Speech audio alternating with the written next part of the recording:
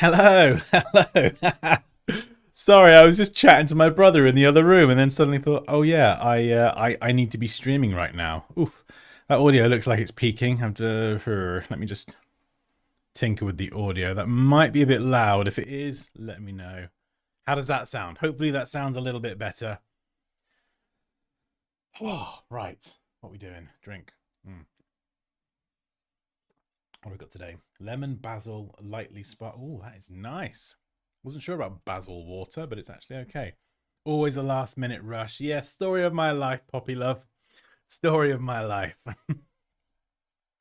Ah, hope everyone's doing good. Having a fantastic. What day is it? What day is it? Tuesday. I have to turn it up. So, yeah, if the audio is too loud, too quiet, honestly, guys, let me know.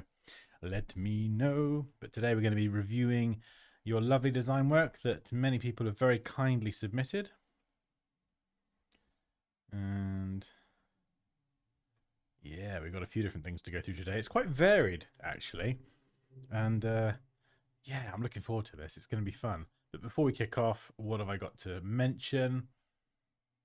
Yes, if you'd like a chance for your work to be reviewed in some upcoming videos. So what I'm going to try and do is kind of take the goodness, the value of these streams with kind of my input, feedback, critique, all that sort of stuff, and condense it into some shorter form content. If you'd like to have a chance for your work to be featured in these videos, then there is a link where you can upload your work. PSDs, Illustrator files, PNGs, JPEGs, you know the drill, all good stuff. Moosh, hello.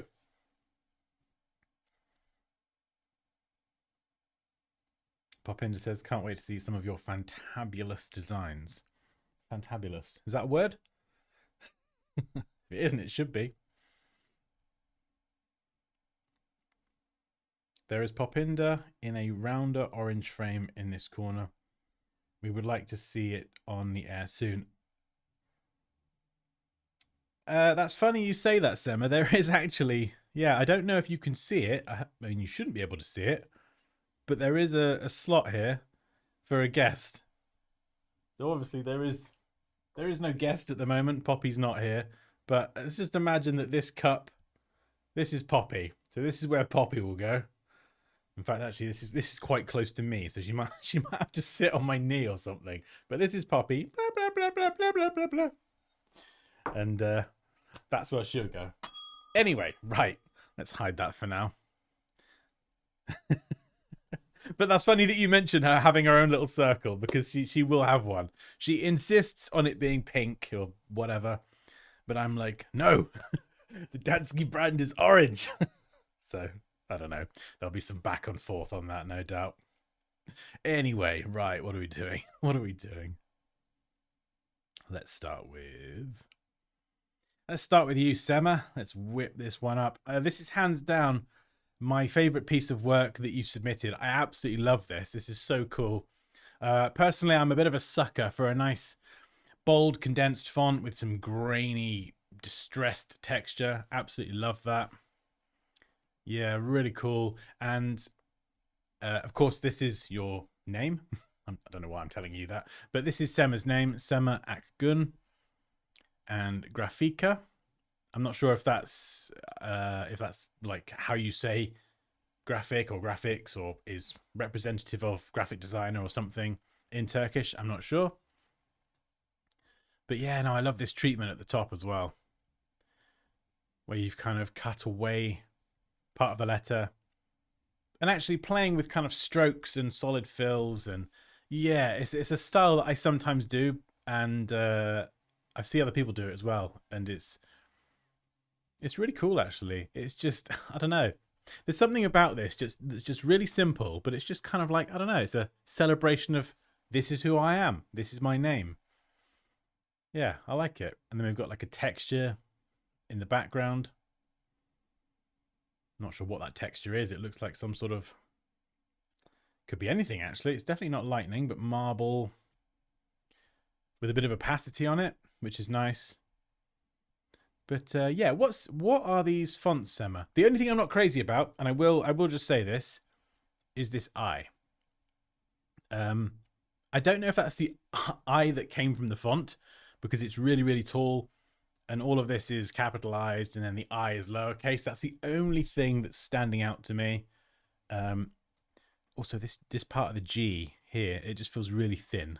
That's probably like a nitpick. I don't know. Maybe that is the font, but that's the only bit that's making me go. Ear. But the I is the only thing that's really kind of standing out to me as a bit out of place. The width feels like it needs to be chunkier as well. But yeah, I like this as well. The way the S and the A, it kind of almost wraps around the top parts of your name. That's really cool.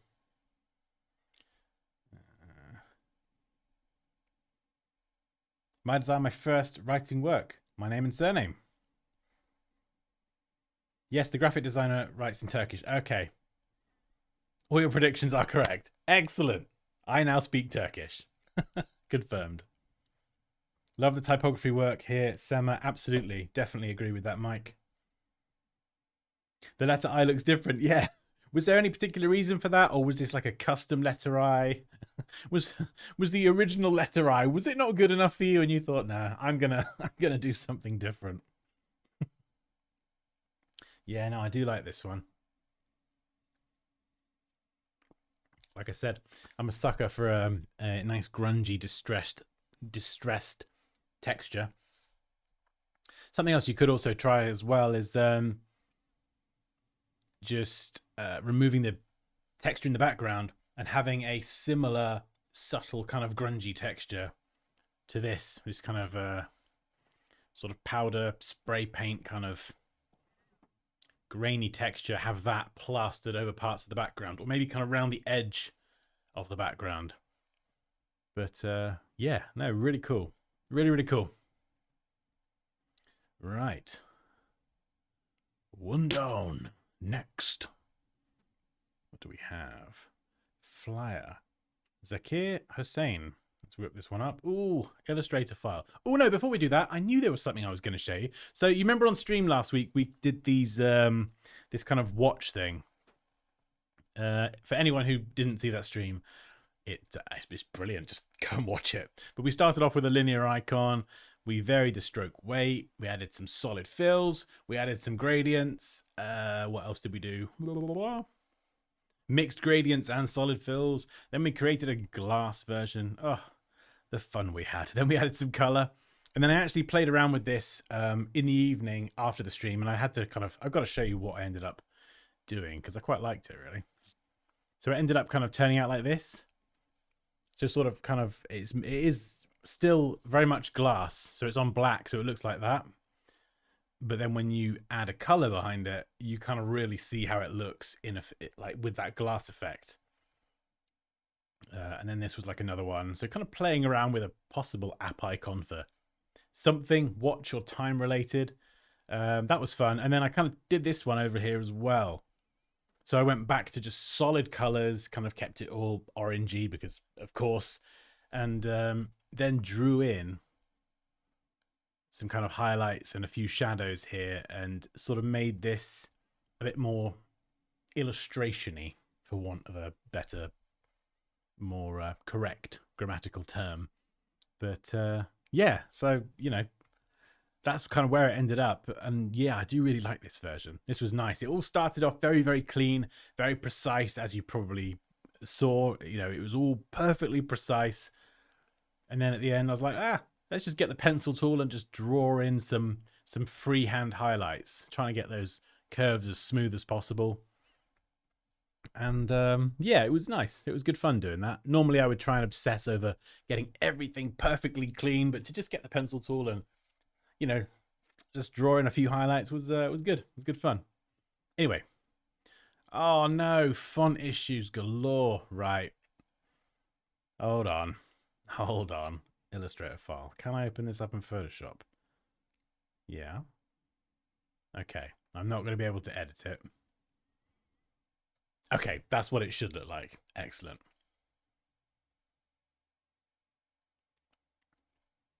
Oh, you like the orange one, Mike?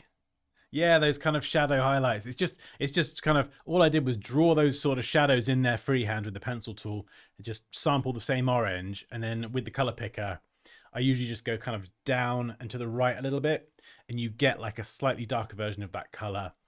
And sometimes I'll even adjust the hue. So for the orange one, I would push it ever so slightly towards the red, and you just get this really nice kind of complementary color as a shadow. Okay, so for this one, okay, it's a flyer. So what do we got? Real estate, elegant home for sale, lorem ipsum.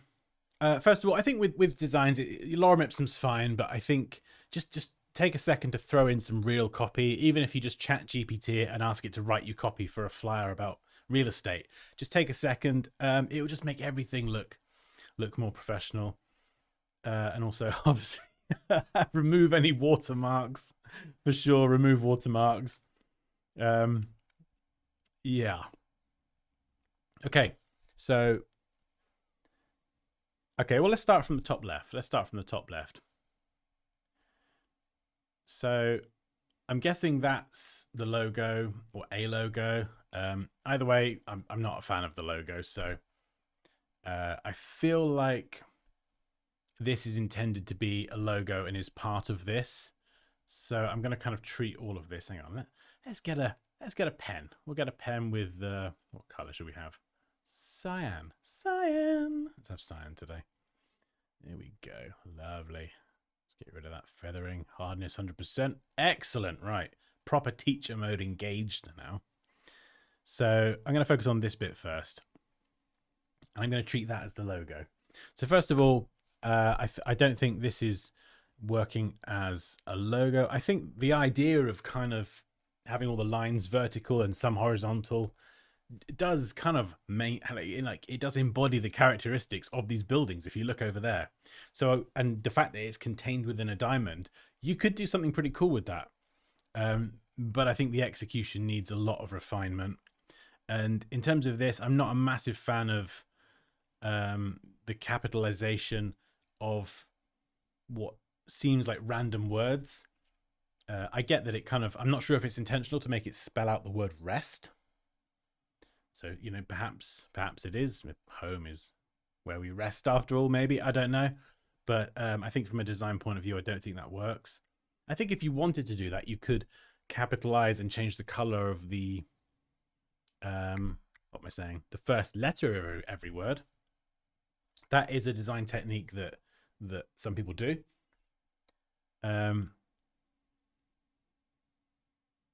But yeah, I think in this instance, I would just keep it really simple. I'll just kind of, I won't spend too long doing this.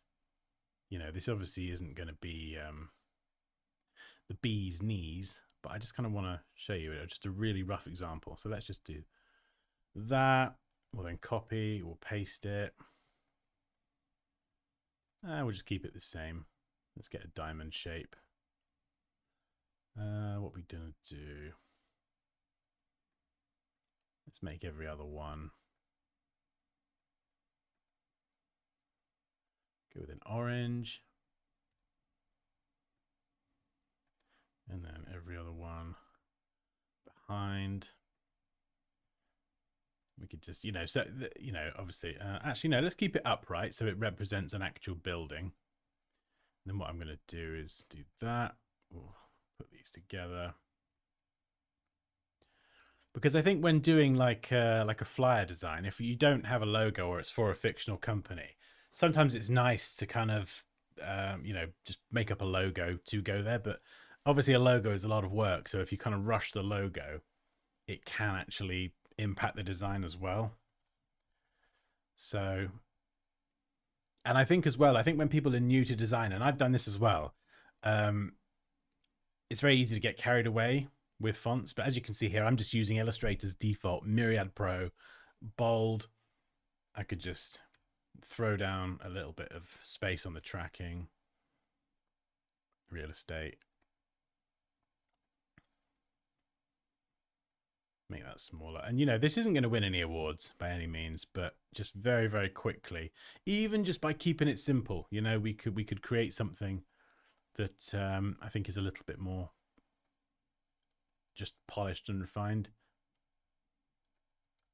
And I think sometimes it's very, very easy to get carried away when we're designing things. And this just kind of comes with experience. Oh, hang on, I've made that black, haven't I? Ha ha ha! What a fool. Let's try and change that. Okay, how can I change that nice and quick? Wheel eyedropper tool, the black. Change it to white.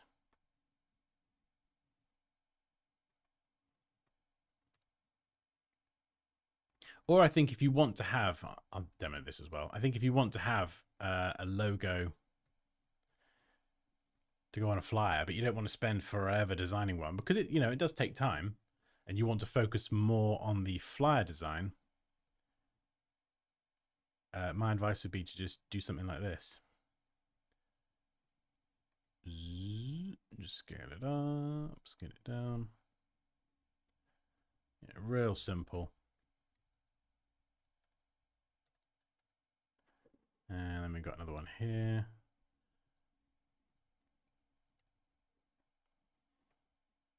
Just throw down a black. Boom, there we go. So yeah, you could do something like this if you wanted to. But even simpler, just, do something like this, and then maybe you could make the, I don't know, the top part orange. Let's do that. Throw that down there. Do you know what I mean? So we're not kind of overcomplicating it. We'll keep it really simple, simple font, and then that enables us to focus more of our efforts on the actual design itself. And then I think you could kind of, do you know what I mean? You could pop this in here. If you're thinking that looks too plain, really, really simply, just throw a box around it. Throw a simple box around it, or just give it a white border.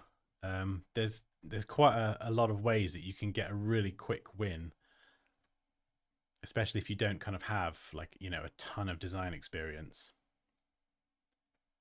Yeah. As a logo, like I say, it's not going to win any awards, but it is more than serviceable, especially if you want to focus more on the flyer design and less on the logo design. Or you could do something like that, but just keep it super, super simple. I'm getting more ideas now as I work on this.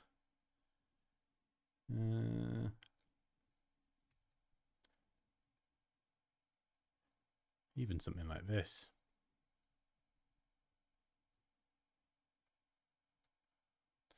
Group that together, create a diamond. Whoa, that scale tool does have a mind of its own, that one. Centrally align it. Yeah, even something like that, just a symbolic representation of the buildings. Doesn't need to be overly complex. Anyway, that's enough of that. So yeah, first of all, I think the logo, simplify it or do something else with it, because I think at the moment it's hurting the current design, particularly as this kind of text here is clashing with this, and I couldn't even tell at the beginning if it was part of the header text or the logo. Next thing to point out is that this is the kind of, the headline. We want people to see this elegant home for sale, and it's arguably almost the same size as the body copy. So I think what I would personally do is, we've got space for 3 big images on the right. That's fantastic. I'd have an exterior and then a couple of interior shots. These ones are beautiful. Get those over onto the right hand side. So whoop, one over there, one over there. Let's mark this up now. That will then create all of this space here. We're absolutely going to remove the vertical text here. If you want some book now text, that's fine. Let's keep it horizontal. There are lots of things you can do in terms of having vertical text, and there's very clever ways. But if you're someone who's new to design, sometimes you can throw too many ideas together and it can end up like a bit of a design soup. We've got like a bit of everything, And so what I would do, yeah, we've got the website at the bottom. I think this text here, this should be a lot smaller. And I would try and disable hyphenation if possible. And because we've got these images have now been moved over onto the right, we've got more space here. So that's smaller. We've got a bit more space. And so that will create the space to bring the title, that Elegant Home for Sale, up a lot bigger. And again, if you want to kind of make the most of the space, you know, we've got quite a lot of spacing here. That's the leading, the space between two lines. So it doesn't need to be that big. And what you could do is kind of close that gap a bit. Again, that just means we're going to be using the space more efficiently. And also, like, I remember doing this as well. You know, the orange border, we got the zigzag, and we got the kind of, you know, the angled cuts out. I think that's cool. But just be mindful of using design for design's sake. So what I mean by that is just kind of throwing it in there because, you know, because creative expression. Because what it's actually doing right now is it's actually creating problems, because all of this content is pretty tight. You see these edges here? They're quite tight. Do you know what I mean? There's not a lot of breathing space, especially over here. We got the DM word. That is kind of, and the logo here as well. It's colliding with that box. And actually, in fact, I can probably show you this. Let me make a very quick and crude selection. There we go. Doing it with a trackpad. Ah, I missed a bit. Come on, Dan. So already, in fact, actually, just by taking that out, this design just became 10 times simpler. There's less for me to look at, which sometimes, I mean, you guys know less is more, right? And in fact, I'm going to hide the logo as well, because I feel like that's just sort of becoming a bit of a distraction. I would have loved to have edited this one. Edit this one. Yeah, maybe I'll update the fonts or something and work on that. But yeah, you can see here, even if we had the logo at the top, nice and small, you know, logo, go up there, whatever, just occupy a tiny space. We've got all this space here for a nice, big, delicious, juicy title. And then we've got some 3 eye-catching images on the right-hand side. Hey, if you want to do the thing with the angles, I think keep it in there. I think before, angles everywhere was just a bit too much. Yeah, I think that would look good. And then you have an exterior, 2 interior shots, whatever 3 shots you think are going to best sell that design. And then this is like a personal nitpick. I don't know. What do you guys think about this? Am I being like super crazy OCD, or this is just something I've always been obsessed with? So, and that is margins. So if you're going to kind of have, you know, these images line up with the top and the bottom and the right edge, in my opinion, we should have an equal margin all the way around. And if you are doing this with something like, well, actually, you could do it with Illustrator, Photoshop, and InDesign.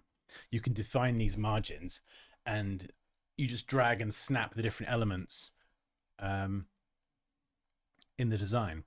So when you create your new document, in fact, this is what I would do all the time. I would make a new document. First thing I do before anything, I would define some margins, even if I change them later on. Just something, whether it's 10 mil, 15 mil, 20 mil. And so when I'm kind of left aligning content and right aligning content like this, you see all these images here? I would just drag them and snap them in place in the corners. And it just means that everything's just kind of super tight, super lined up. I don't know. Maybe that's me. Maybe that's just me being a bit over the top. Wahid says, how to send my designs for reviewing. Let me grab you the link, sir.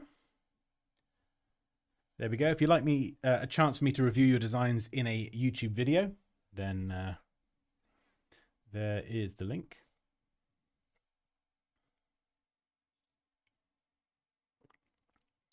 I'm actually creating a fast food. How can we send you our branding for review? Oh, there we go. There's the link.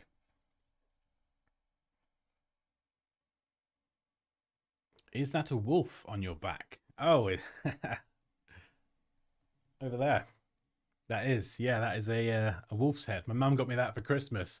It's like a wolf's head sculpture, and then there's a branch with like an autumnal leaf at the bottom. I absolutely love it. Yeah, it's just stunning. Like I know it's quite small, kind of in the little window here, but it's absolutely stunning in person.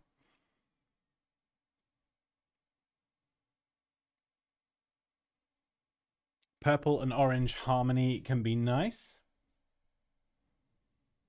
That's from SEMA. Dante says, first live session, let's go. Welcome. First time I'm watching. Oh, amazing. Oh, it's great to have you here, Dante.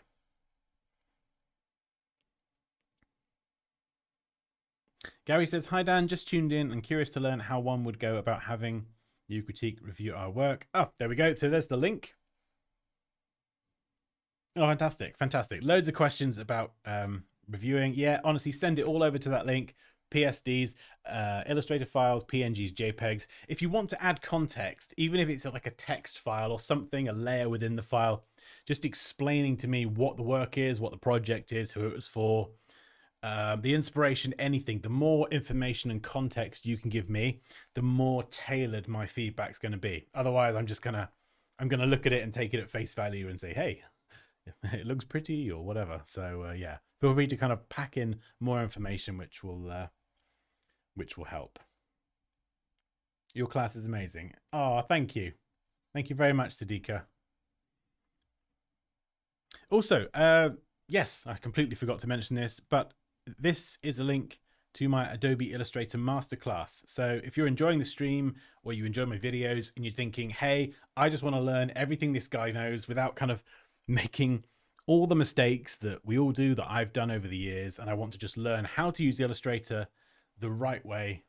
Well, I've been using it for 17 years, and this course will just cut through all the fluff, all the mistakes, and it will just teach you the right way how to use all of the different tools. And yeah, it will just get you creating a bunch of things. And if you ever get stuck or have questions, I will literally be there to help. So that is my Adobe Illustrator Masterclass. And is it in the stream description? Let me check. There is a discount code.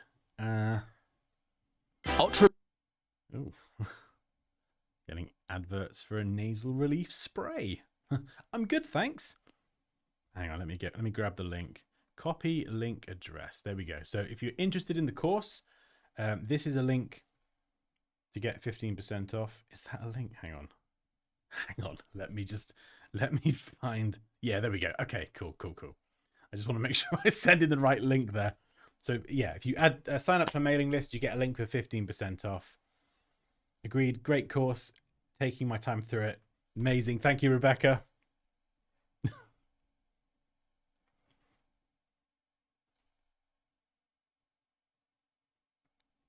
Poppy says, hey, Dan, where can I learn all of the amazing things you know in a short amount of time? Sorry, Pops, I missed that. Oh, you set me up then. Oh, I missed it. Hello, are you looking to learn Adobe Illustrator? Well, I've got the course for you. Oh, yeah, it took me 6 months to make that. So it was good to get that one out in the wild. Yeah. And I'm making more this year. I'm working on more courses. So yeah, stay tuned for more information because it's exciting. I got a lot of stuff in this head, a lot of stuff in the old noggin, and I think it's time to kind of get it out there and put it into something that will help teach more people what I know. I'd love for you to review my calendar design, please. Oh, send it over, Malik. If you scroll up, there should be a list.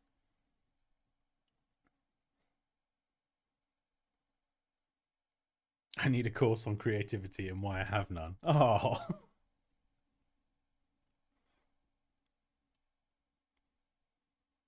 Give us all the courses. You do love a calendar, Poppy. Poppy loves calendars, and she also loves having a skip, which we have now, which I'm sure she's about to, now I've mentioned it, tell everyone about. Anyway, next design. I'm going to wait and see if Ben comes on, because that's Ben's one, so come back to that. Adam Kvist. Kvist. That's a cool name. Kvist. What we got? All right, let's close these down. Close those down. Sip on my basil water. Okay. Right here. That is actually quite nice. I wasn't sure about basil water. Right. Uperfect is Danish for imperfect. Oh, okay. I'm going for a simple, clean look, trying to use shadows of the U to emphasize how we often hide imperfections. The letter U changes the word from perfect to imperfect. The font is made from scratch based on geometric forms. I haven't done overshooting for the rounded letters or any other typographical details as such. Okay. Trying to use the shadows of the U to emphasize how we often hide imperfections. The letter U changes the word from perfect to imperfect. Okay.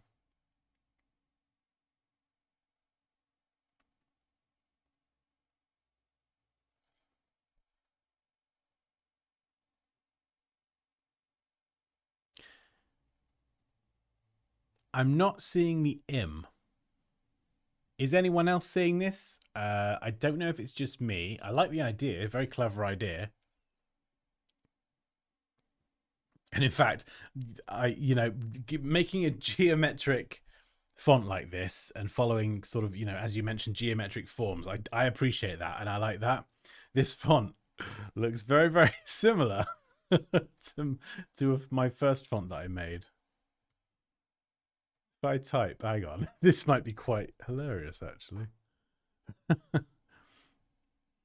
Hey, I also like geometric fonts. That's not a bad match.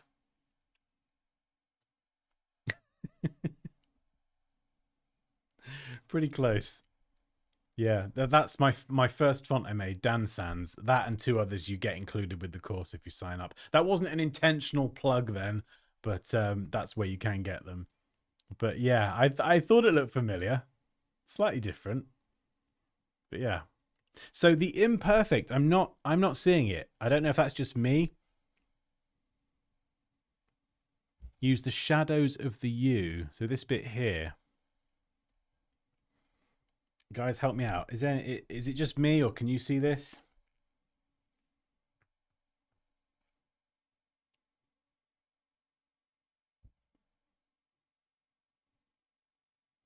Oh, I see. Sorry. Right, I'm with you. So uperfect means imperfect in Danish. I'm guessing, hopefully I've understood that correctly. And there's a few different versions here as well. Yeah, that's interesting, actually. That's interesting.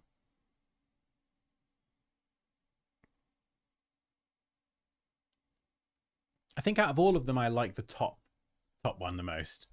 Definitely this one. That one second. This one possibly with a bit of tweaking third. It's kind of cool. It's got like a nice style to it. And then probably not those 2. I'm not a massive fan of those 2. Okay, yeah.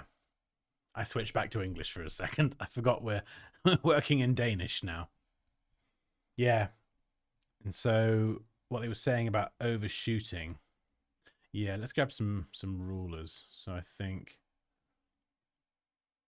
yeah, right. So what overshooting is when you're kind of working on a font or letter forms, for things to technically be correct, what you need to do is some of these rounded letters, you need to, let me ungroup this a sec.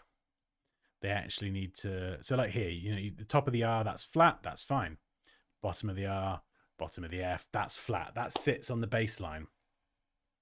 But where you have kind of letters like E or the bottom of the P with these rounded corners, they do need to overshoot the baseline ever so slightly.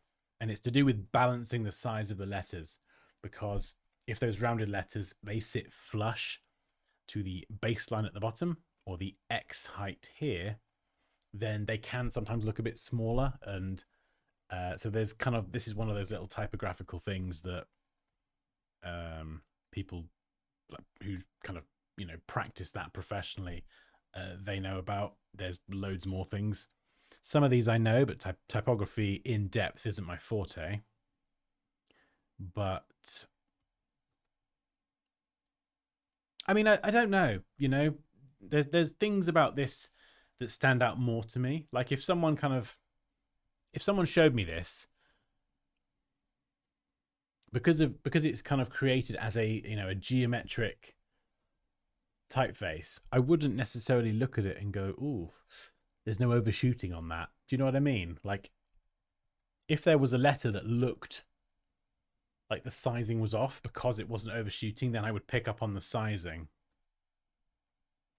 But, you know, so it's kind of like, should it overshoot or should it not overshoot? Like, I'm not even thinking about that. I'm just looking at this going, does it look right? Does something look off? Because that's why you would typically overshoot the X height in the baseline, is because something will look off.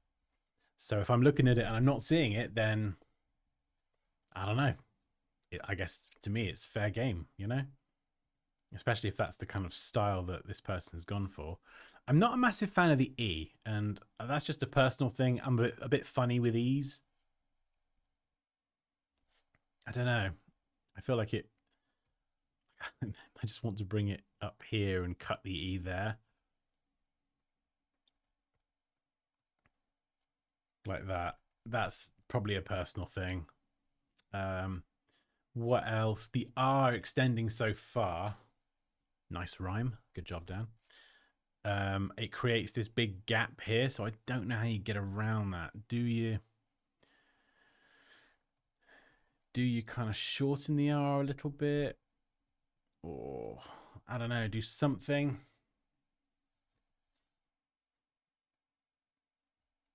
Teeny tiny R. Yeah, difficult one. That's a difficult one. And then the F. I don't know. Do you bring that up? That's kind of just my instinct there, is to kind of align it to something. Do I bring that up there? Just kind of doing what feels right, really. Yeah, like the T. This part of the T.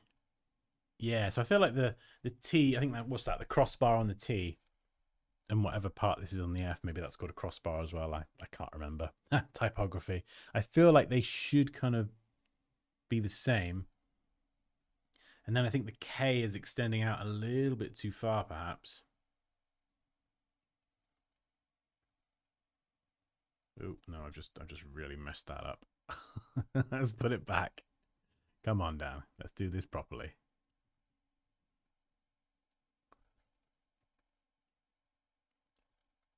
Yeah, it's a tricky one. I think that's probably a personal preference. There's just a few things I'd probably tweak there with some of those letters. I think it was the E. I think it was the E and the kind of crossbar or whatever it's called on the F. And of course the tracking, or not the tracking, the kerning now is totally off. The kerning is the spacing between individual letters. So if I kind of zoom out, you know, we need to balance that space a little bit. So let's just kind of create a bit of space, and this can take a lot of practice to do this well, because obviously every letter is different, and so we're trying to kind of make everything look balanced. So if I obviously stick that too close, that's bad kerning. So and it can take a bit of practice. A good way to kind of check your kerning is to zoom out like this, zoom out really, really far, and just get kind of a, not a bird's eye view, but a zoomed out view. It can make things kind of appear a bit more obvious. And I could spend ages kerning that. But I'm not going to. But yeah, that'd be the one I'd go for personally, with a few more tweaks to the lettering.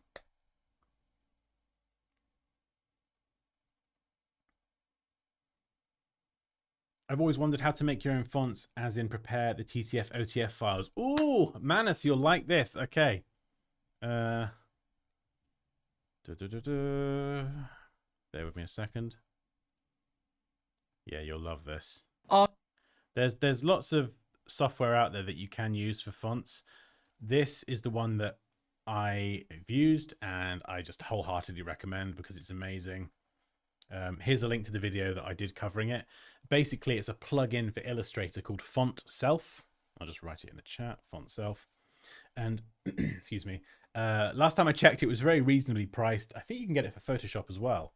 But I use it with Illustrator, and it just means that I could design all of my letters like this. I then have a panel over here. I drag those letters into the panel. In fact, I dragged all my letters, my entire alphabet, punctuation. I set everything up in that panel, and then I can enter details about the font, hit export, and it basically exports that as a font file. That's how I was able to make my Dansky font. So if I click this, yeah, that's how I made this font. So hello, this is my font, la la la la la. Yeah, that's how I did it. And last time I was using it, I haven't used it for a while because I don't design fonts all the time, but last time I used it, there was an auto kerning feature in there. So it would automatically kern all of your letters in one go, which would save you stupid amounts of time. And then you could go in and tweak anything that needed tweaking. But yeah, that is, I mean, I don't know. Maybe there's a better way now, but that was amazing several years ago when I made that video. And if I ever need to make a font now, it's my go-to now. So yeah, I would definitely recommend checking it out. Kushi, hello. Very good, man. Yourself?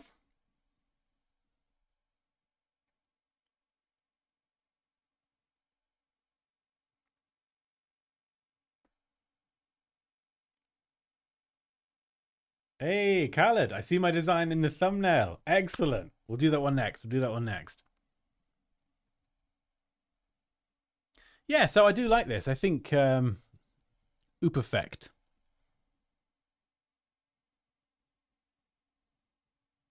Yeah, no, I do like it. There's obviously limited context here as to what it's for, but that's fine. You know, we're just kind of playing with words. And sometimes kind of playing around like this and that thought process, the idea generation is, you know, of course, it's very, very important. And a lot of fun as well. I'd love to see this. Yeah, I think white on black would look pretty cool, to be honest. Let's just kind of whip this up. How is it nearly 4 o'clock already? My goodness. Someone needs to invent more time. Yeah, it looks kind of cool. Obviously, I've made my own personal alterations there. Yeah, I like it. I like it.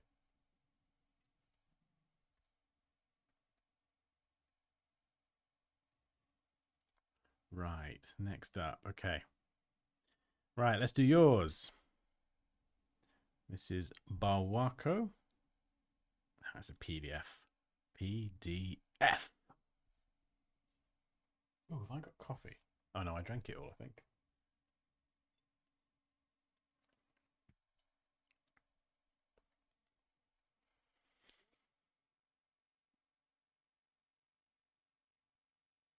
You did not miss the submissions. Submissions are here. There you go. You're welcome. I submitted some of my schoolwork I have done recently. The first one is a 4-page magazine about Porsche. I'm really enjoying the process of making magazines. Oh, amazing. Oh, schoolwork. God, I feel so old. School seems like a lifetime ago. Been doing this design thing for about 17 years now.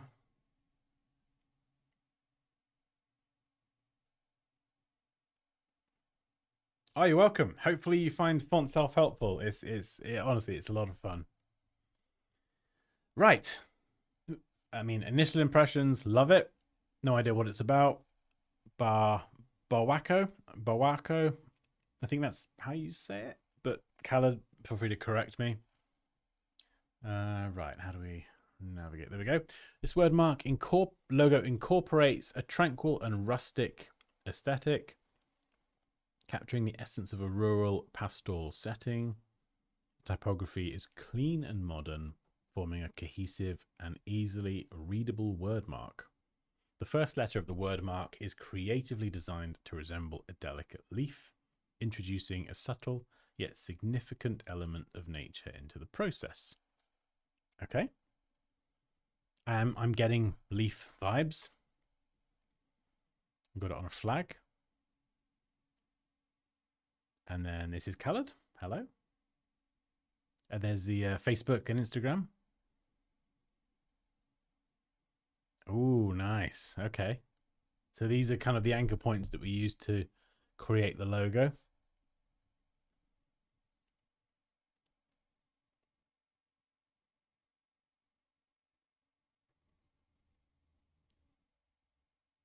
So Khaled, is this kind of this bit here? Is this for show and for the presentation, or was this? It might explain it in a minute, but was this a typeface that you designed from scratch, or was it an existing typeface that was modified? Oh, I like this. Okay, so we're showing this sort of clear space here around the logo, which is good. I love the little use of the leaf as well. It's just a nice little visual touch there. A couple of different treatments. So works black and white, reversed as well.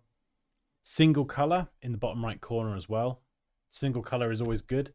As I've always said, I think the best logos do work as a single color print for many different reasons. If not just the fact that it's cheaper. So if a client wants something printed in a single color or black and white, it's considerably cheaper than full color. And even though this mark here relies on two colors, I still think it works as a single color where it needs to. And it kind of, you can read the word as well. So it does look like the letter B. You're pronouncing it right? Okay, that's good. Whew. I designed the first letter and the rest was a modified font. Okay, cool. Yeah, that's a very good technique as well, and it's something that I use all the time when I'm kind of doing stuff, because if I design a font from scratch, like I said earlier, I'm not a typographer. There are a lot of probably relatively basic typography mistakes that I would make without even realizing it. And so if I'm using an existing font, I know that, well, I would hope that that's been created by someone with that experience. So the typeface would be properly designed, letters would be kerned, overshoot, things like that would be kind of all taken care of. And then I can just go in and I can kind of make tweaks to it. And I still get something that's custom. It takes me a lot less time as well. The client gets something that looks custom, and I reduce the risk of me making some sort of catastrophic typography blunder without realizing. So yeah, and it's something that I think many of you know Maxart, who's on the streams, Dilshan. It's something that he does a lot with his presentations as well. He modifies existing fonts to great effect, and so it's a very good technique. I should do a video on that actually, because it's something that we do see time and time again on these streams, and I do it all the time. So yeah, if you haven't heard about that one before, it's yeah, it's a good tip. Right, Sacramento State Green, Spanish Green, Black, Anti-Flash White. Nice. Love the flourishes with the color names there. Very nice. And again, we're just sort of reusing kind of that leaf shape, that part of the brand as well. It does feel like that last piece is missing. I feel like if they were the leaf shape, it would, I don't know. I feel like this should be the leaf shape, but again, I'm nitpicking. So this is good. We've got CMYK breakdowns. We've got either exact or the closest Pantone match as well. We've got all the values actually, so that's great. And then RGB as well. Nice. So we've got a bit of a collective here. Ooh, oh, I love this one. Look at that. Oh, brilliant. Really nice. Got the flag reversed out this time. Ooh, yeah, I think this is great. This is such a nice slide as well. We've just got like a real selection of some of the things we've seen so far, but just kind of examples of how this could be presented. And I think we've got a storefront down there as well, which we'll get to in a moment.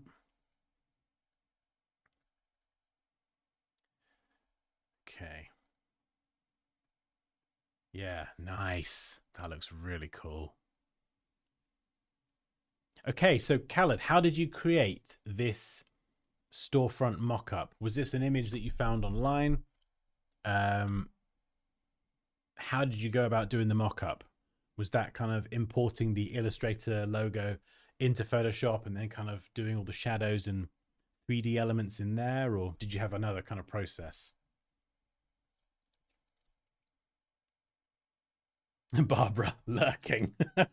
Hi, Barbara. We see you there. That's fine. You carry on lurking. You are more than welcome to lurk.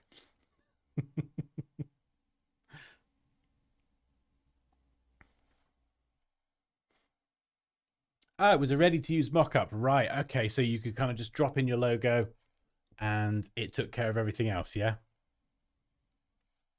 Again, another great thing to do if you've got access to or you can find good mock-ups.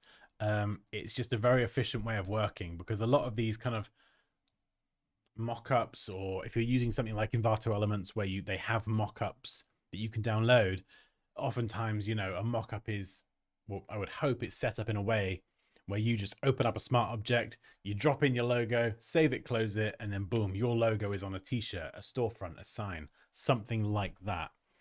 And it just saves designers so much time. Um, I'm lurking. Show of hands, who's lurking in the stream?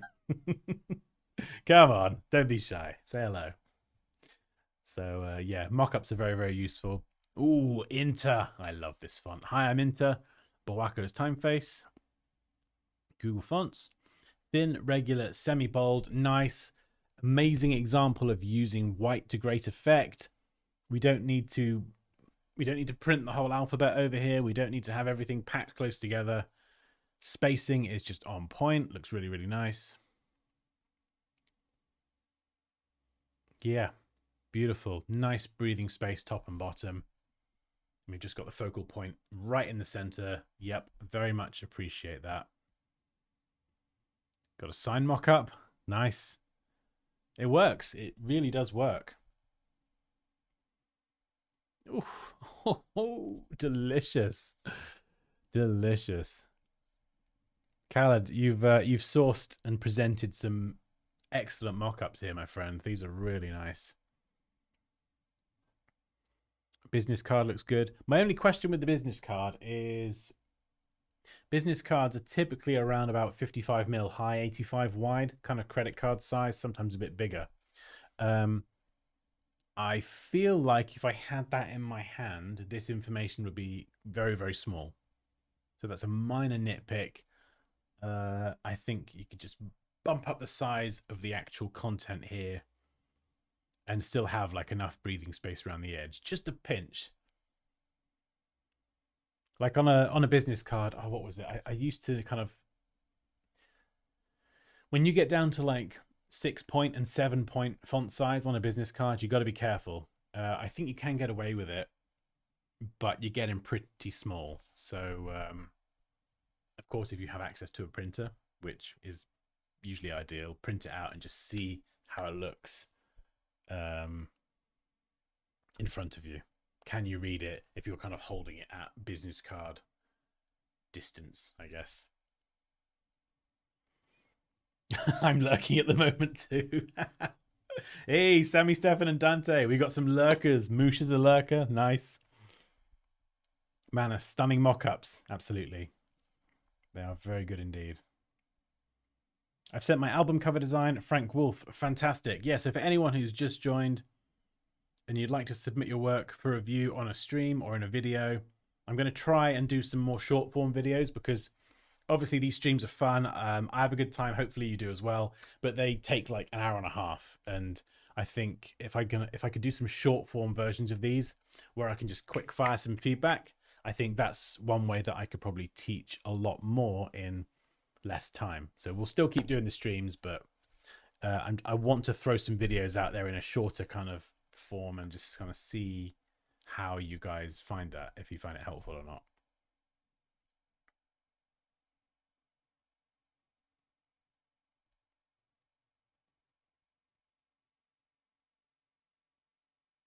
Dan, is there any video of yours in which you teach how to create a presentation like this one? Do you know, I don't think there is, Wahid. I think I need to do that actually, because we've had so many good mock-ups and brand presentations and style guides and all this stuff submitted that we've reviewed. And I've always clearly got a lot to say. And, you know, I think that would probably be really beneficial to put something together to kind of show how to actually create that. And more importantly, how to kind of do it to a high standard. Pop in the, just got you on in the background whilst I attack our utility room and a giant load of washing. Okay, so Poppy's still on stream, but she's doing the washing. All right, you got to come back on stream, Pops. We need to get you back in here. We miss you. Also, for anyone who's just joining and would like to learn everything I know about Adobe Illustrator, here is a link to my full masterclass. Honestly, it will teach you everything that I've learned in the last 17 years in the space of about 6 hours. You're going to sidestep all the mistakes that I've made and I think most people make, and it's just going to teach you the right way to do things from the ground up. Even if you're a beginner, this course will it will just cover everything. And if you do get stuck or have questions, I will always be there to help you. So there is a link to the course. And I've lost it again. Where's the discount link? There's a link somewhere. I will find it again. To a 15% discount. Oh, I'm getting ads for Photoshop now. There we go. I gotcha. So if you're interested in the course, definitely punch this in before enrolling. No, not this. Sorry, use this link to sign up to my mailing list and you will get a code on email. But yeah, definitely do that before enrolling because it will give you 15% off the course price. Right, let's carry on. Oh, beautiful. Look at that. I mean, you know, as a lover of symmetry, I can wholeheartedly appreciate this. That is stunning. That is so good. Attention to detail here is just on point. Really, really good. And I love the fact that this image kind of has that gradual blur as we go into the distance. Nice depth of field. And it just puts the focus on the exhibition banner, that one. Khaled, if you wouldn't mind me asking, like, where did you get this mock-up from? Or where do you generally get your mock-ups from? Obviously, you don't have to share that information, but I am very interested. I think, you know, these are some very high-quality mock-ups. So any information you can provide that would help me and other people in the chat, that would be awesome. Oh, I mean, that's beautiful. So we've got the logo here, single color, nice image. And this is a technique that I've used my entire career. Sometimes an image is quite bright, there's a lot going on, and you can just add kind of a solid color layer over the image, make it black, drop the opacity to 10, 20%. It darkens the image slightly and just allows the logo or the text to stand out. It's an oldie, but it's a goodie.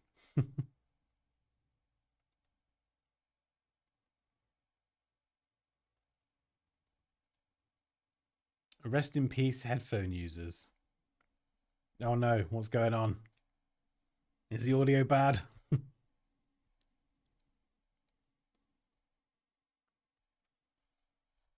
Sunny Boy says, nice work. I'm lurking like a sand shark at the bottom of the sea. Nice.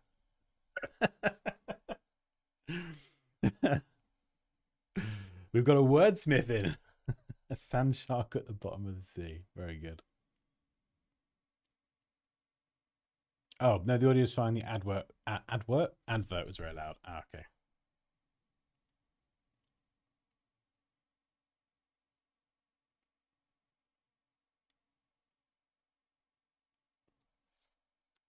Khaled says, most of the mock-ups I use are in this website. Oh, I don't know if you'll be able to post a link. I'm not sure if it will let you post a link.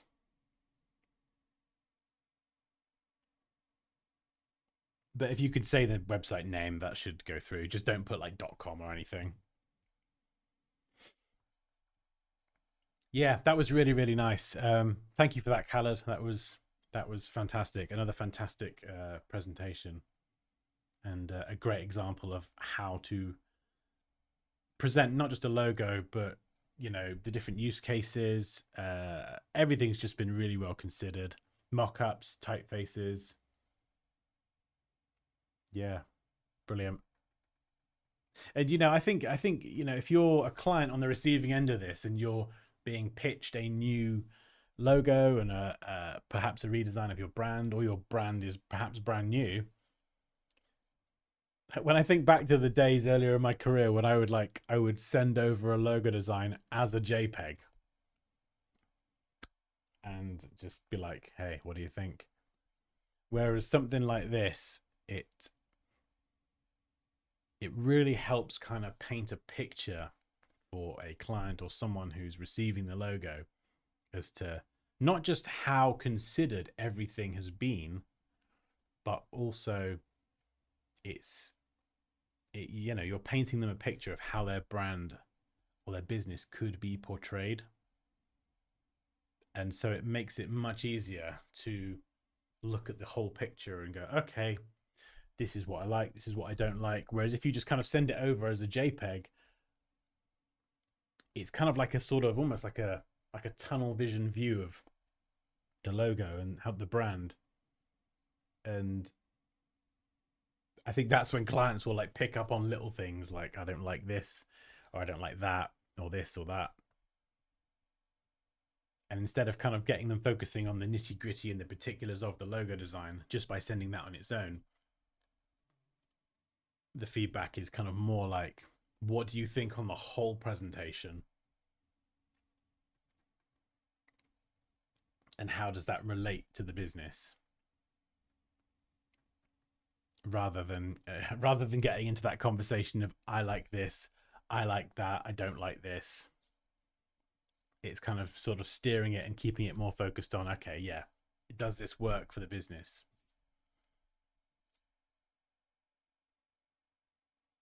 Mockups design. Okay, so I'm guessing that's the website.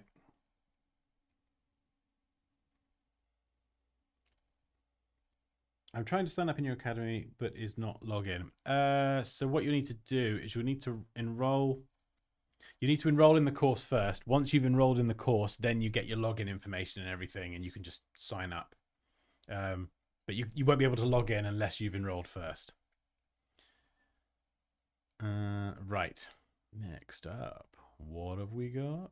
Oh, I've got some designs coming through on email. Yes, if anyone would like to have their work reviewed, critiqued, any of that good stuff, there's your link. Right. What's next?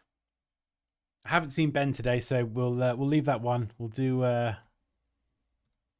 Ben another time.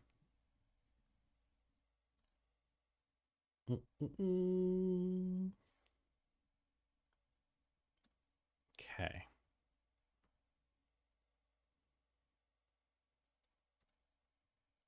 Let's open up this one.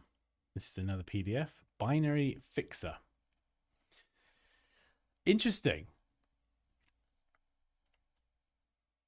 So binary being code, ones and zeros. So that's kind of where I think we're going with this. This is an interesting font as well. Very chunky and very kind of tight in terms of the tracking. The tracking is the space between all of the letters as a whole. Love the colored full stop. I don't know why I've got a thing for colored full stops as well. 0 means off, 1 means on. Okay. Is your computer dead? Is your computer dead? Wow.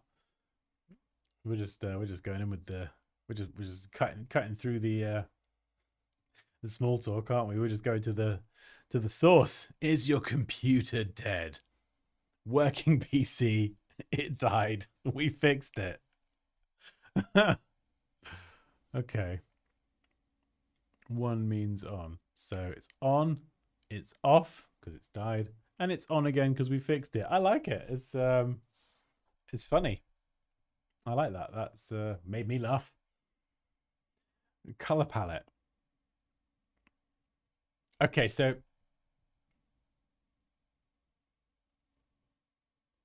yeah, so I don't think this is the best presentation of a color palette that I've seen.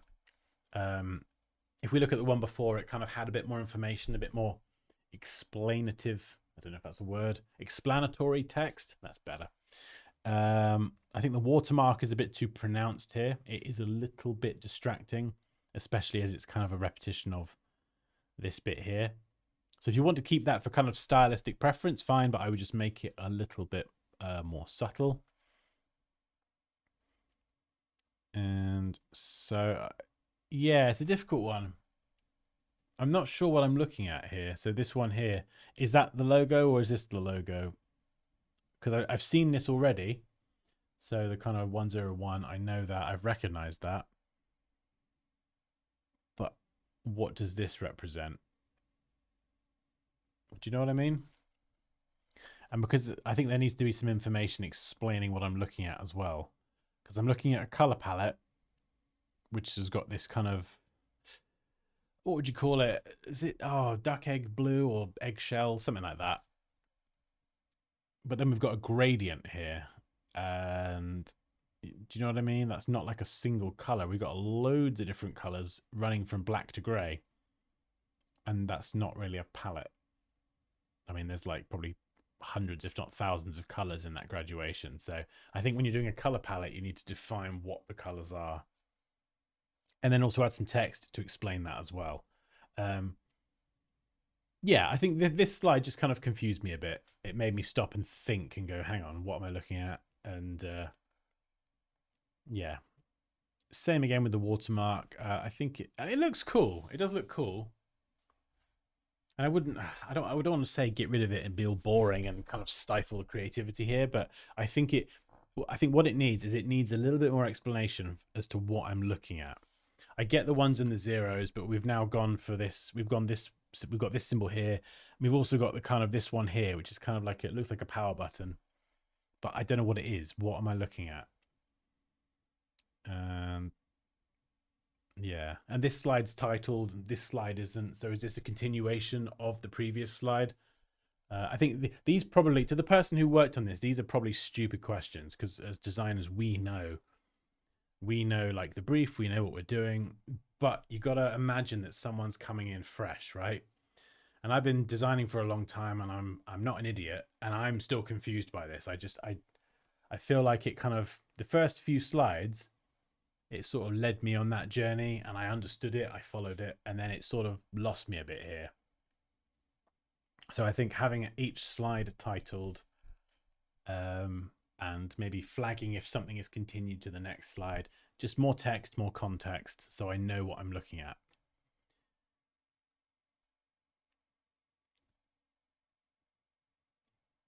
Yeah, so again here we've kind of got two logos. We've got this one and this one, and I'm not entirely sure what I'm looking at. Which one's the logo?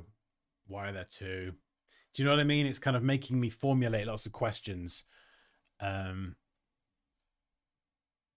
Yeah. Your PC in here. So I'm guessing, yeah, so of course this is some clothing. And we've got your PC in here. I'm saying I'm assuming or I'm guessing it's because I don't know, because it's not explicitly stated anywhere, but I'm assuming that this would be a box that your PC would be repaired and sent back in. So it would come back to you in this branded box. I like the fact it says your PC in here. I'd close up the leading a bit. Those lines spacing is quite far apart, but I like the fact that it's just like, hey, your PC is inside this box. Welcome to Binary Fixer, where we sell at resurrecting computers. Paragraph text. I like that they've kind of gone with this font. I would keep that for titles. It's really cool. It's got a bit of personality, very angular, very bold. But this bit here, I would pick a secondary font. Don't make it all caps as well. You know, a couple lines you can get away with it, but when we've got like an entire paragraph here in capitals, it's much easier to read something in lowercase or title case. So the first letter being capitalized, basically kind of your standard grammar. At least here in the UK and the Western world. So yeah, I wouldn't capitalize such a large body of text. It just becomes a lot to look at, you know. It doesn't feel easy on the eyes for me to read this. Yeah. So welcome to Binary Fixer, where we excel at resurrecting computers that have gone silent. Binary, I like that, have gone silent. Busted, broke. Now they've just gone a bit quiet. At Binary Fixer, 0 signifies off, and we're here to confront the issue of unresponsive computers directly. When your PC refuses to awaken, rely on us to diagnose, mend, and revive it. Oh, I love that. It's almost like kind of some sort of gaming terminology there. Awaken. When it refuses, awaken, revive. That's refreshing. That's kind of, you know, I don't know. Maybe I'm the target audience, whatever, but I appreciate that. It's just a different way of talking about computers. It's like, yeah. Huh. We're your trusted solution for smooth and effective computer repairs. Okay. Binary Fixer, is your computer dead? So your wouldn't have an apostrophe there, but that's minor. Is your computer dead? Binfix.com. I don't know. Is that a real website? If someone wants to check that one out,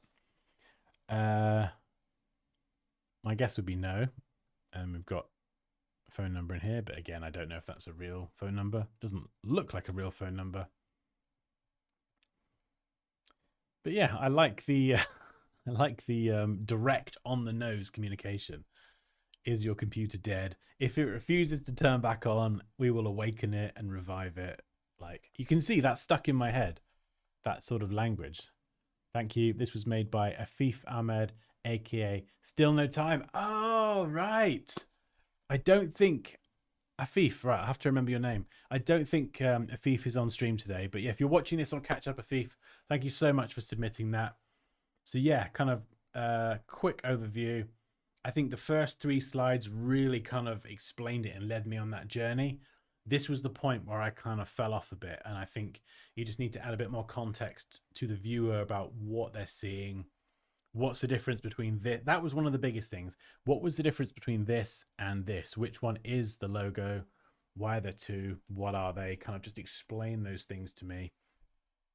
And here, define the colors. So rather than a gradient, define the colors, have some information. Like we saw on the Bako presentation a minute ago, there's just a bit more color information. Perhaps some color names to give them a bit of identity.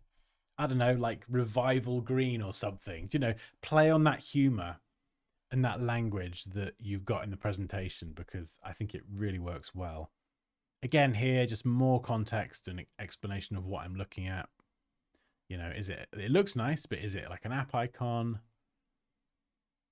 I can see the different colorways, but yeah, I think maybe just a bit more explanation. Same again, this doesn't need too much explanation. It's just a title and maybe a one-liner as to what each thing is. And if this is the box that your PC gets delivered back in, yeah, maybe just write that, you know, once your PC has been revived, it will be returned to you in one of our recyclable premium boxes. I don't know, just something that explains what it is that the viewer's looking at. And then, yeah, maybe just pick a secondary font as well. Something that's a bit easier to read, and you can really kind of welcome to the Binary Fixer. That can be massive and bold, and then you've got this, you could even make that bigger and then have this kind of more definitely not caps, but like title case, easier to read for the larger bodies of text. And it mixes it up as well. You've got like a really cool font, which I do think it's a cool font for the title, and then you've got a secondary font for the body text.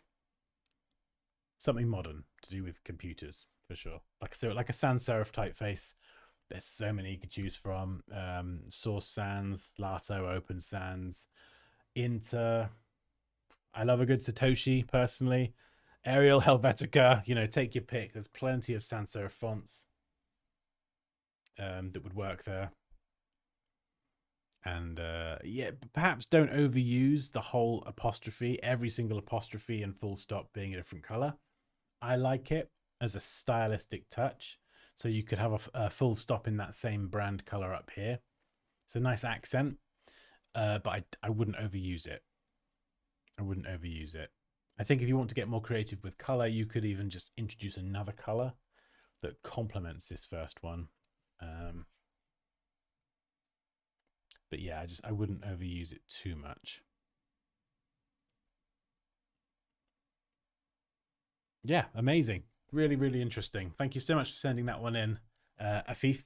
That was cool, and I love this. This is probably one of my favorite parts. Is the actual logo type itself. I'd love to know what font that is, because I think it looks really cool. I do like that. I think I prefer that, if I'm honest, more than the mark. And I would love to, you know, you got this version with it all on one line. I would love to see a version with that stacked and left aligned. Binary fixer on top of each other, aligned to the left with a nice colored dot on the right. I think that would look pretty sick. I really do. Sick and slick. I really do, honestly.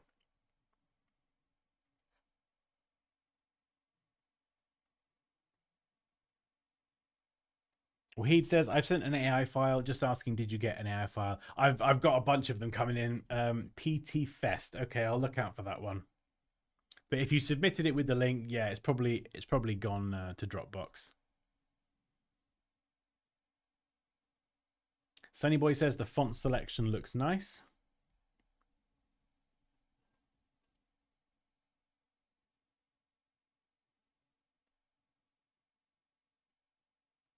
That's a very good point. Also, hello, Paul. That's a very good point. I get that it's a simple design, but would love to see some visuals like an actual PC. That is a very good point, actually. Where could we get that in? I mean, you could have that on the homepage here. You could have some sort of tech computer image or something, even as a watermark in the background. The box as well. I think you could use a different mock-up. Maybe the box is opening or looking down into a box and you can see a PC there. Imagine having a box with the PC inside it. It's dark outside and the light from the PC, the RGB or whatever, is kind of shining off it. That would look pretty cool. And that's a sort of image that if you did that right, would kind of, that image would be worth 1,000 words, because it would look amazing. It would look eye-catching, like the box is opening up and the RGB lights are just from the computer. It would just look really, really cool. And then alongside, you could have a bit of text. Hey, when you get your PC back, it's coming in this sexy box. So, oh, okay, it's not a real website. Okay. Dante says, what type of file do I send my design as? Whatever you like, Dante. I can open most things. PSD, so Photoshop. .ai file for Illustrator is fine. PDF is fine. Or just JPEGs and PNGs. If you send the master design file, so if you're using like an Adobe app, that's what I use mostly, and you send the master design file, I can open it up and play around with it if that's something you're happy for me to do. But, you know, otherwise JPEGs, PNGs, visuals, that's all good as well.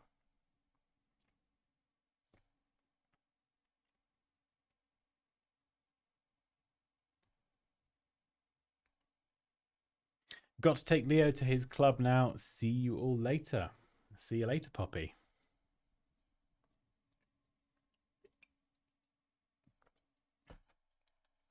In fact, I just need to message Poppy. Do-do-do.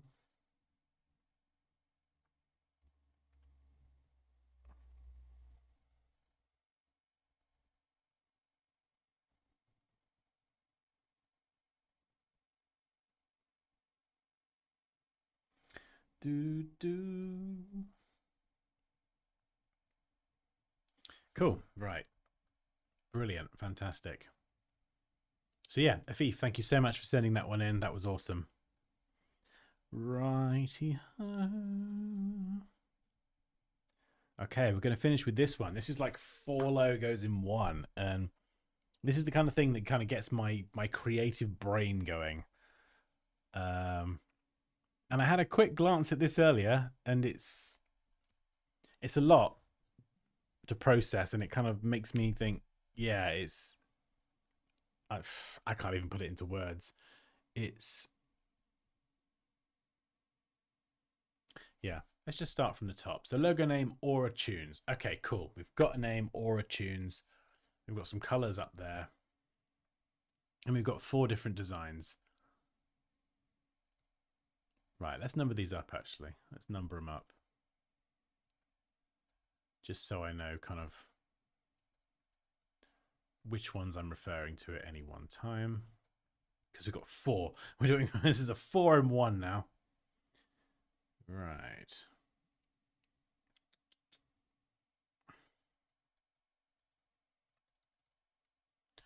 Which logo is best? 2, 3, 4. All right, there we go. Let's do a poll. Let's see what everyone else thinks. Because I got a few thoughts on some of these. I think one in particular is possibly better than the others, standing out to me, but I want to see what you guys think as well.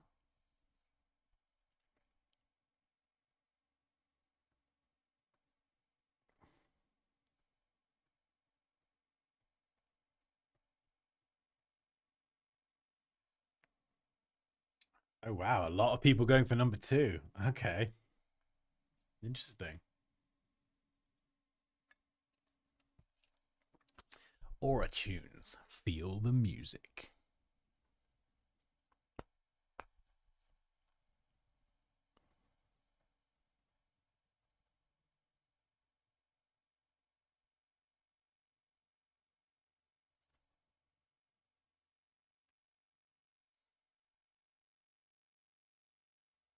No one for number 1.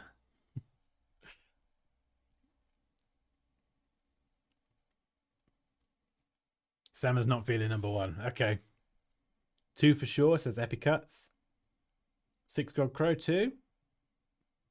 Wahid, you're covering the 3rd logo. That sounds like a prediction.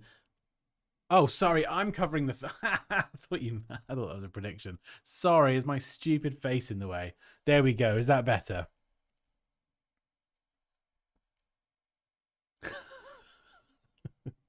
I like the style of 3, but 2 is instantly readable.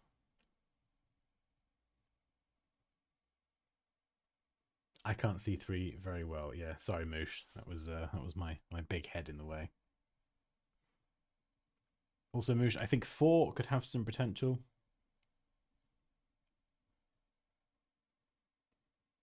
One is too forced. Mike says 2 feels more basic. 3 I could see being good as a starting point. Has a good aspect. 1 and 4 into the fire. Oh, savage, Mike. Into the fire. Be gone with you.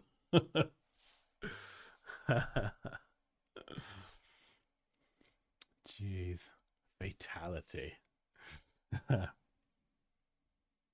like how clean and compact 2 is. It's got a nice balance to it, nice symmetry, almost. Okay, Wahid go 3, Dante 3.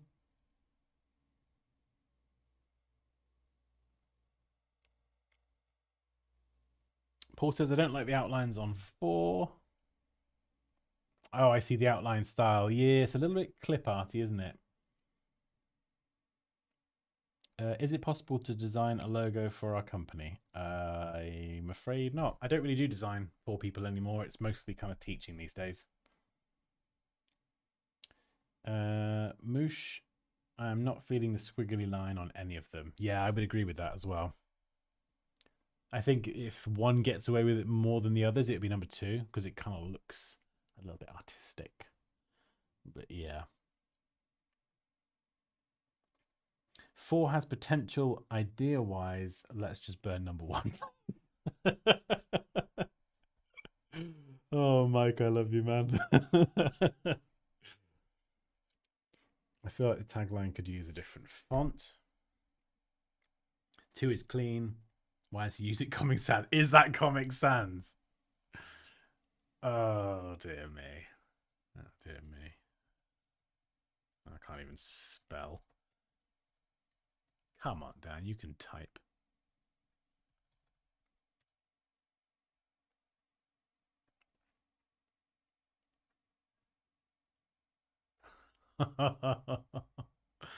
This is like a cardinal sin, I think, isn't it? Doing this.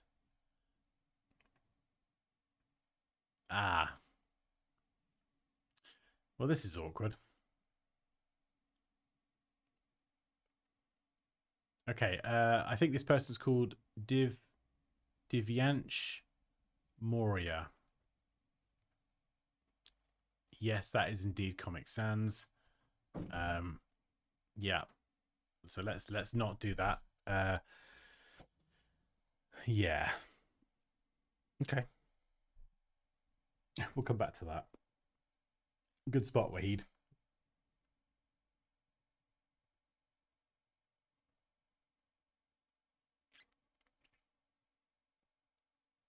I know, Moosh. That's a good spot.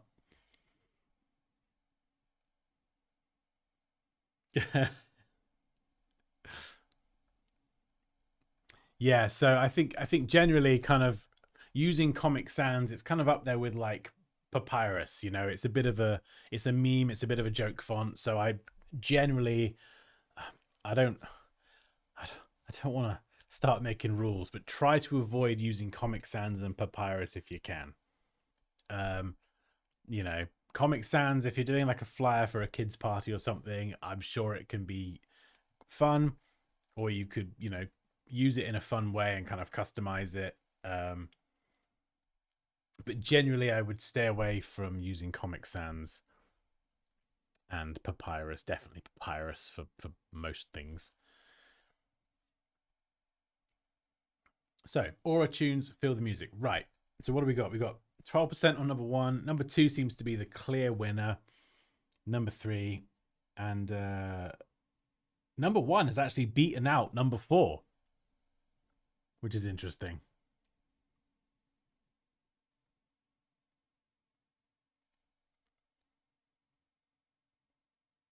Exactly, Paul. Yeah, Comic Sans is best left for kids' parties and nursery schools. I don't know, man. That Avatar logo, heavily reminiscent of Papyrus. And look what happened there. Yeah. Hang on. Let me look at Avatar logo. I think I hated the Avatar logo. That's just me, though. Oh, yeah. So, yeah. Okay. Yeah, that's a fair point. That is a fair point. The original Avatar logo.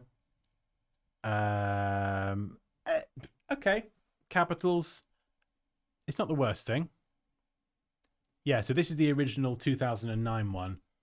I think you get away with that. I don't like it personally, but that's just my opinion.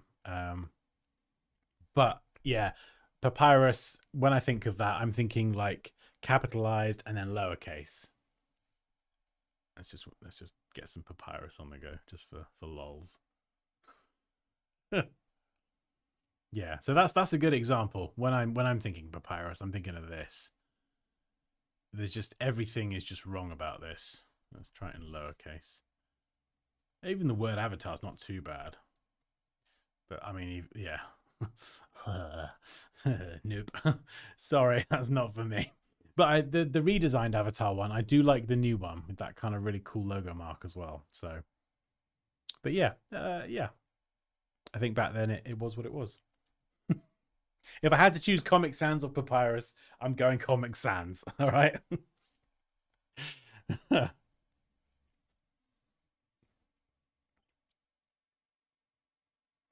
Ryan says I voted for 2, but I do like 4 really well if the EQ line was different. Don't take me seriously on that last comment. I think the movie execution under the font usage cover up just fine.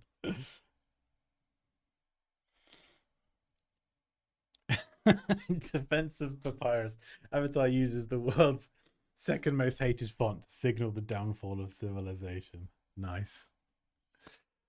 Oh, well, I think we're on our way there. Here's to 2024. Okay.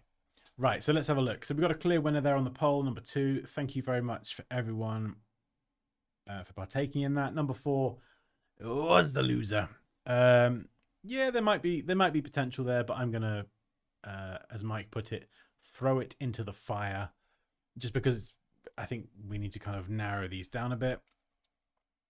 This one here, number 1, I think that the shape of the person, it's really not working for me personally. Could you do something like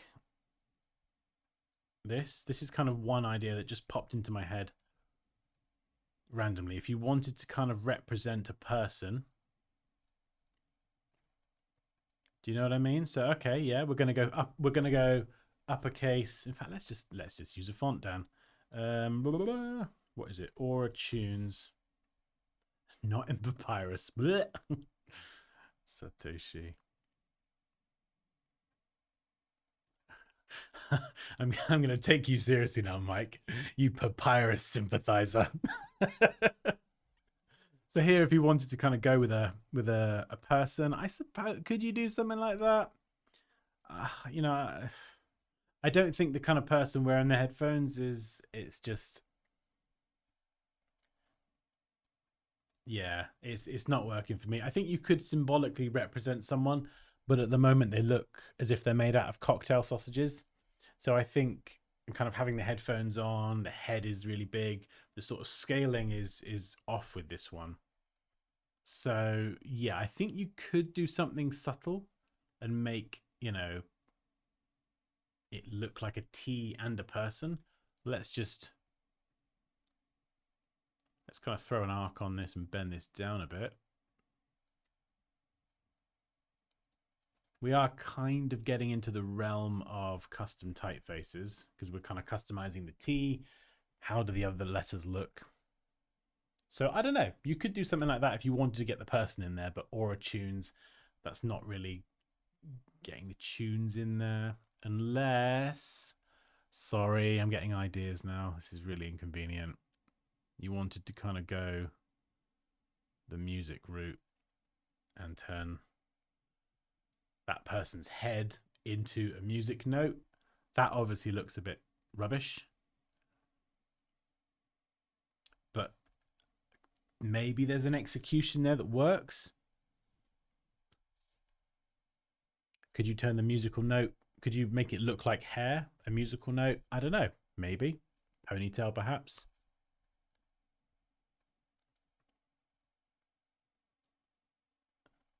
You could, yeah, maybe. I wouldn't rule it out. Bit of pencil and paper. That doesn't look like a ponytail. But do you know what I mean? Like, could you get a musical note and a head combined in there in an interesting way? Maybe, but that's going to take a lot of design time and prep and whatever. So let's just kind of simplify this and focus on these two. Yeah. So I think the waveform. I think a few people pointed this out. It's not working for me either. It's just kind of, it's one of those things that you get away with it a little bit more here, I think. But down here, it's just kind of like a squiggly black line. So let's get rid of that. And usually a tagline is like the easiest part of a logo. Even if we were to pick Arial, you know, we could throw a tagline in there after the logo's done. So let's just focus on the actual logo itself.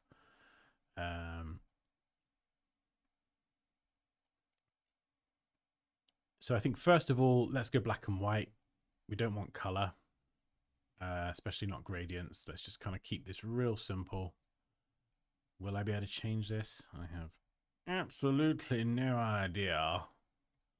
Can I sample the black?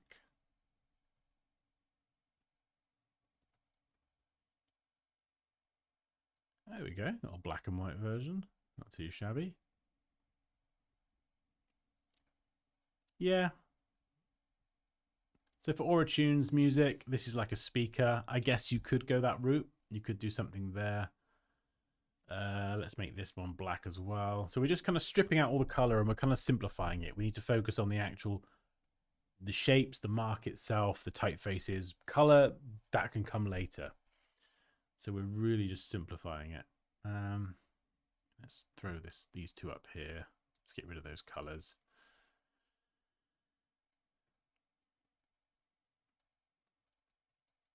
One idea, actually. What about that?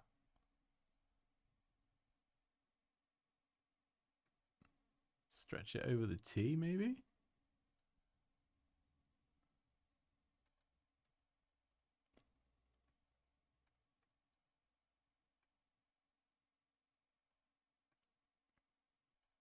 Looks more like a mountain range than music. Yeah, because the headphone, this looks to me more like an icon. You know, if I were to kind of take this out, this is more like an icon.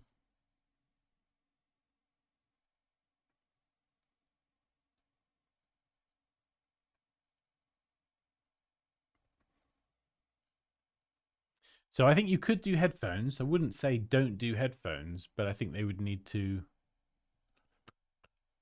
look a little bit more like headphones, if that makes sense. No, that doesn't make sense. Not like an icon. Like you need to kind of, I think, do something stylistically if you wanted to have that sort of headphone representation of music in there.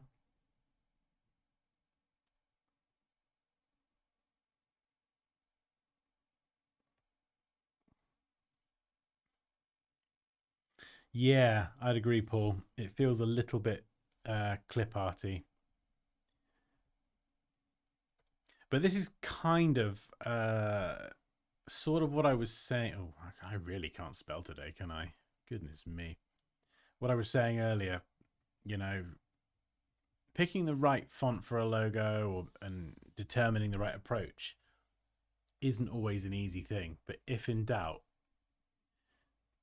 I'm not just saying use Arial, but sometimes even Arial or Helvetica or something simple is better than what I see people choose, whether it's for a logo or a poster design. I've even seen people who do have a good eye for design. They might not be designers themselves, but they do have a good eye. And when it comes to picking fonts, they just get carried away and they pick 3, 4, 5 different fonts for a design, the wrong fonts, and they just really, that's where it goes wrong. And I've seen that with people who are creative, but they're not trained as designers, and they still do some, you know, they can put together something okay. But fonts is where a lot of people get unstuck and they get a bit carried away going, oh, let's pick all these, let's have a look at these fonts. Oh, I love it, that looks great, let's go with that one. It's like, no, let's take a step back. Just, we'll keep it simple for now. You know, we can play around with different fonts and stuff later on, but if in doubt, just go with something simple. Not necessarily Arial, but just keep it simpler.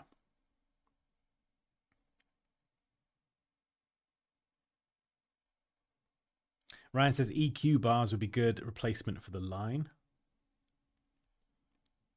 How about the letter T wearing headphones? Yeah, I think that was sort of what we were playing with around. Oh, no, it wasn't. This was more like the original design. Yeah, so you could do that because you've got the symmetry. Again, it all just comes down to execution. So if you wanted to kind of have the T from the word tunes as the letter T, and then you kind of have the headphones coming over because of the shape of the T. These aren't obviously headphones. It's just, oh, that is awful. Hey, there we go. That's my headphones. Yeah, because of the shape of the T, there is potentially a design that would work with that because it would look quite good symmetrically, perhaps. And yeah, I think you could do something with a speaker here. You could. It looks a bit kind of clip arty at the minute. So if you're going to create that, I would create it with perhaps a bit more precision. So if you wanted to do that, scale it down.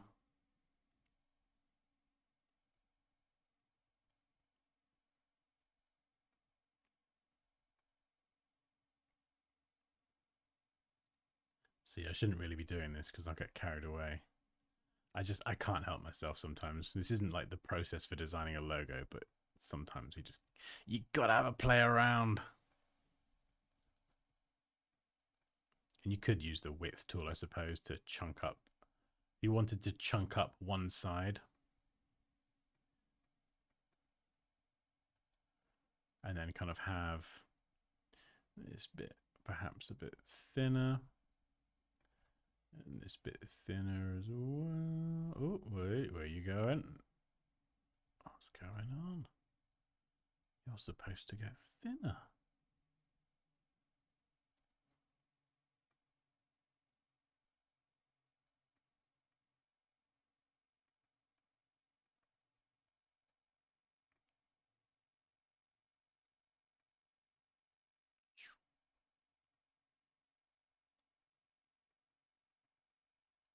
So if you're doing this properly, it would take, you know, like lots of sketching, I think, to kind of get a really top tier design. That looks more like a bell.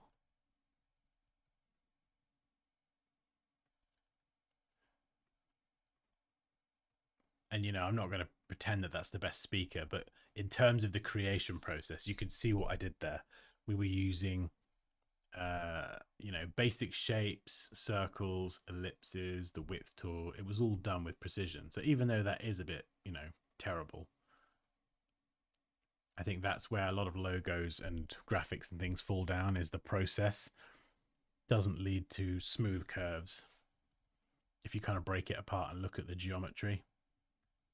And this is all still a stroke as well. So all of these stroke properties, they're still fully editable as well. So you could, and you know, I'm doing this without a speaker reference in hand. So what I would do actually, if I was doing this and I wanted to do it quickly, I would go speaker and just remind myself what that sort of speaker looks like that I'm going for. So I could actually go and, you know, you could add in some lines if you wanted a bit more detail in there. That bit feels like it's should be something like, whoa, scale tool. Why'd you do this to me? Something like that. I could play around with that all day. Ha. But I'm not going to.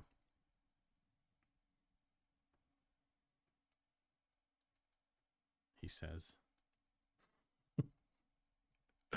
Oh, yeah, there's a million different ways you could do this.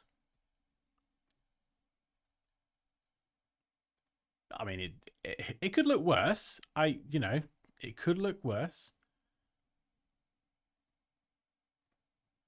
In fact, actually, just while we're here, like, I'm not going to spend too long working on this. I think if I had to pick one of the two, I'm leaning more towards the speaker. But that's not to say you couldn't do something cool with headphones as well.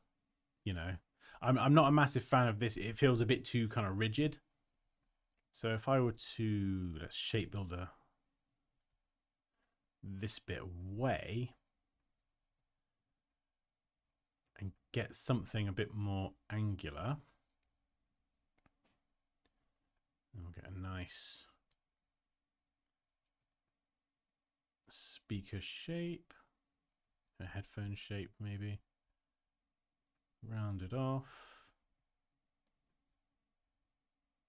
Oh, Kai's gonna hate me if he saw that. Use the reflect tool. O on the keyboard. Alter option and click. Copy. There we go. Sorry, Kai.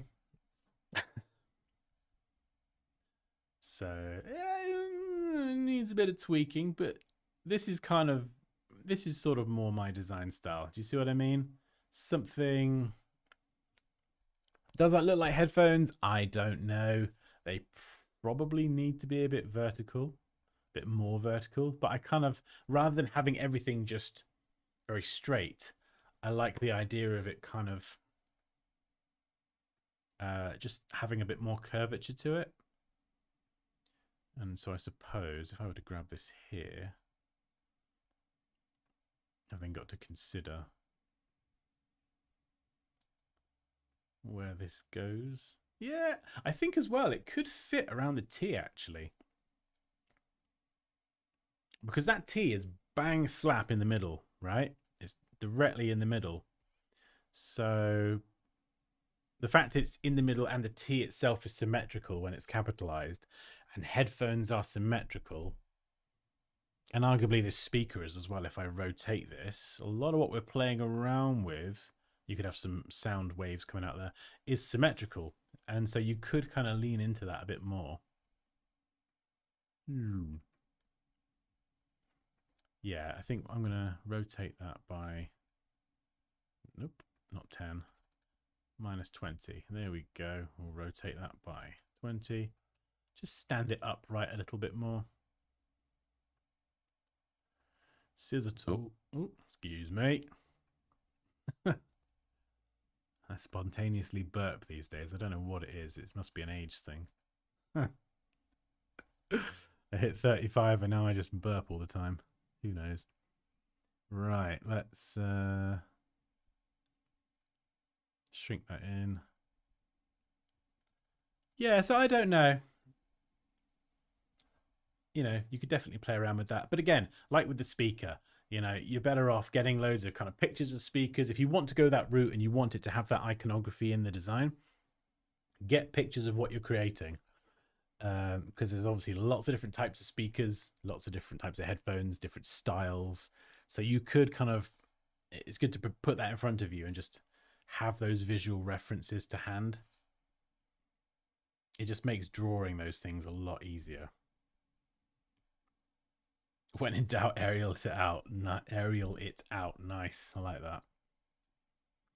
Oh, for anyone who's just joined and you'd like a chance for your work to be reviewed in a video or on stream, there is a link. Floyda, hello, welcome back. That orange-headed T reminded me of Astralworks logo. Astralworks. That sounds familiar.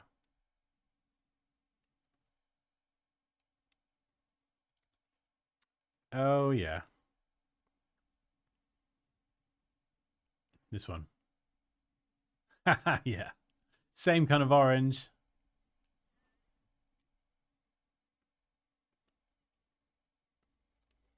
Wonder if the T could be a note. Very nice. Yes, you could do that. So you have your, I can't draw on this trackpad, all right? Disclaimer, I'm using a trackpad. Let's do a T. And then something like that. No. Ha! Maybe. Who knows? The problem with that is if you're going to kind of do a fancy E, you've got to think about the rest of the letters as well. Are they all going to be custom drawn? Which then brings you into the realm of what we were talking about earlier with, you know, being a non-typography person making those typographical mistakes. So that's just something to consider. If you could find a font that has a letter T, perhaps in lowercase or uppercase, whatever, that looks like a note itself, you could take that and then just, you've got all the other letters done, and then you could tweak that letter. That's probably what I would do. Yeah. But yeah, you know, I could play around with these headphone graphics and logos and whatever for hours and hours and hours. But let me just show you, if we were going to go with this one here, let's, what font did we have earlier in the stream? Someone used Inter. Let's just throw that in there. There we go. Aura. Tunes. Obviously, this is a bit of an afterthought. But if you've got a logo like this and you've got strokes, you've got different colors, maybe blacks and whites, whatever, this is something that you have to do afterwards, because sometimes when you kind of adjust the size, as you can see, the stroke properties are staying the same. Just go to object and expand it once you're happy with the design. Expand until you can't anymore. That's my kind of my guide. Just keep expanding. Okay, there we go. Nothing's changing now. And then what I can do is kind of go in here. This is white. This is white. Grab the shape builder tool, and then we'll combine all this together. This is black. This is black as well. So if I single click this, it will kind of separate it as its own shape. Hold also option to subtract from the selection, click, and that's now transparent, and then click, that's transparent as well. And sometimes it removes the color when you do this, so just add another color back to everything. We got that bit there. Let's just merge that as well.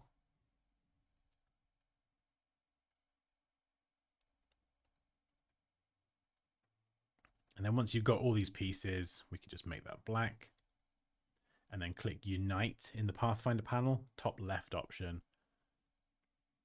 Ooh, that was unexpected. Okay, that went a bit weird then, because for some reason, there's probably a bit of path or something left there that has a question mark as the stroke.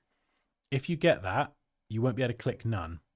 If you get the question marks and you want to get rid of this altogether, because I can't see a stroke, but there might be a piece of path or anchor point left over, just double click the question mark, pick any color you like. Once you've selected a color, you can then turn it to none. If it's a question mark, you won't be able to do anything with it. So just turn it all into a color. The question mark usually means there's multiple colors selected. So then you just pick a color, make them both that color, then you can choose none. So now we've got no stroke. We can just unite that again.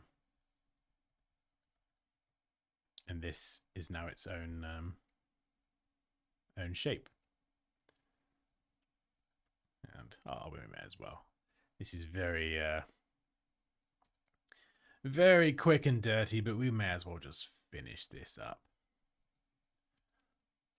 In fact, I'll show you what I was talking about earlier on. I think it was the the last one. Was it what was it? Bit Fixer? The last one we looked at. I talked about having the text on 2 lines and then a colored full stop. Let's go with a tasty color. I'm feeling punchy pink today. Nice. There we go. What's that? FF003C.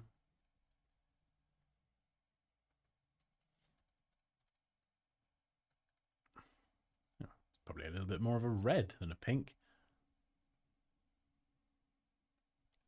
Yeah, see, that's what I meant about left aligning it. I felt like those words would stack quite nicely. And yeah, there we go. It's not gonna win any awards, but it's, you know, it works one color. You could obviously refine the speaker graphic. That's what I would do, is refine that. So you get something much better. If you wanted to add more detail, but still keep this really clean and simple, what I would do is, I wouldn't normally use the pen tool. I'd kind of use shapes, but seeing as I'm just kind of quickly demoing this, and I'm somewhat experienced with the pen tool, I'm going to just quickly pen tool this and just use that to kind of cut into it a little bit to add those details. And let's try and reuse this. Rather than drawing it again, if we can reuse those assets, we're just going to up the chance that consistency is on point. Yeah, I mean, it's all right. Needs work. But you see what I mean? So rather than actually adding more detail, if you want to keep it simple, cut into things and just kind of introduce detail by kind of cutting out little details of more shapes. Just little things like that. You know, I think that's probably a bit big, actually. I'd probably make that a bit smaller in reality, but you can see it just helps you bring out more details in something, but still keep it very simplified. Mando beats lol.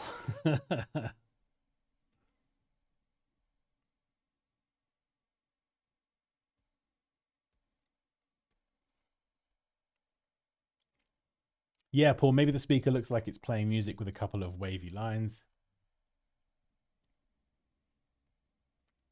I designed the website for 10 hours today. My eyes are burnt out, but I'm watching the stream. Oh no, 10 hours. Oh, maybe listen to the stream. I found that I got some glasses a while back now, and when I got them made, I got these ones specifically with an anti-blue light, and I've noticed that when I mean, blue light, in my opinion, is terrible anyway. But the anti-blue light, it kind of just makes everything a bit yellowy, a tiny bit, very, very subtle, but it stopped me getting headaches when I would get them from staring at a screen too long. We're talking like I've been working all day at a screen, maybe I'm playing a game or something in the evening on the PlayStation, and it's like my eyes are like, you need to stop now. And I have noticed that switching to the anti-blue light glasses definitely kind of staves off that ache behind the eyes. Or I could just spend more time looking at the sun. That works as well.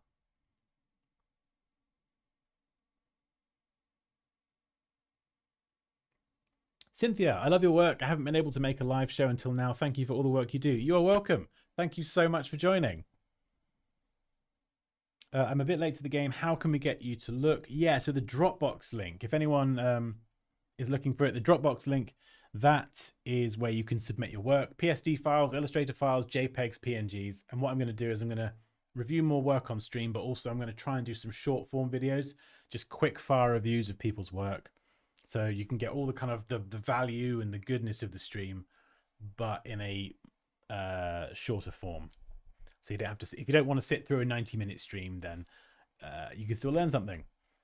Ben, hey, hi Dan, hi all, hello. Ben, I didn't review your one specifically because you weren't here earlier, but let's do it now because, yeah, I was going to wait and see if you came on. So hold on. CPP Investments, Ben Harris, let's whip this one up.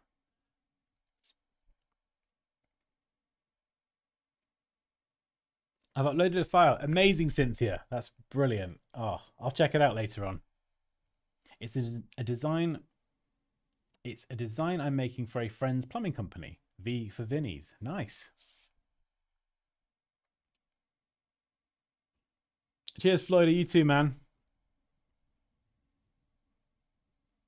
I'm leaving. Take care of yourselves. See you guys. See you later, Sema. Thank you for joining.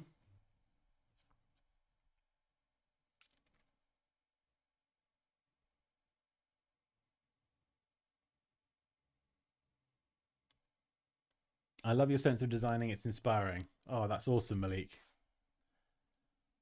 I get inspired by all the work you guys send in. Honestly, it's so cool. I absolutely love just sitting down with a cup of tea and going through it all.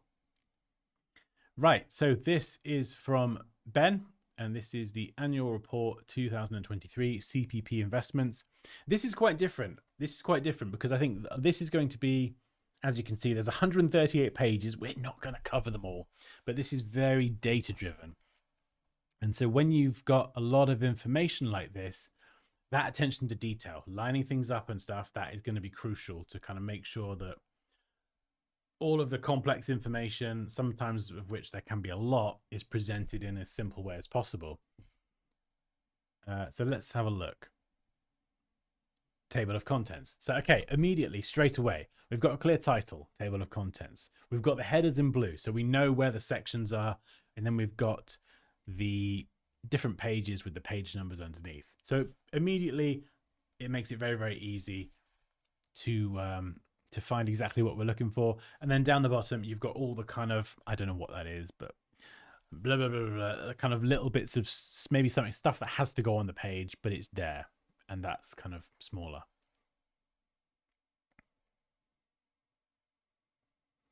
I like the colors chosen for this one, clean and simple. Absolutely.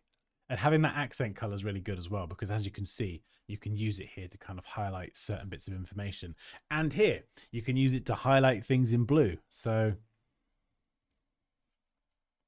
yeah. Oh, this is nice. People, purpose, performance. We've got a subheader here in bold. Yeah, this is really good. And in terms of this paragraph here, if I was to just kind of focus on that, you know, the paragraph isn't spanning the whole page, which is kind of a lot harder to read going all the way left to right like this. It's condensed to about half the page. It's split into multiple paragraphs, so it's just not a big block, which makes it a bit more digestible. The leading or the spacing between the lines is really good. It looks like slightly larger than the default. I think a lot of times the default leading is a bit too tight. Obviously, you can go the other way and make the lines way too far apart. This seems to have straddled that perfectly. And I'm looking at it on screen, but I would to bet if I printed this out, it would be a good size as well. Our performance. So we've got the numbers, nice and bold. Again, you can see here we've got 3 very distinct sizes. We've got this one here. We've got the actual values themselves, and then we've got the unit or the time period.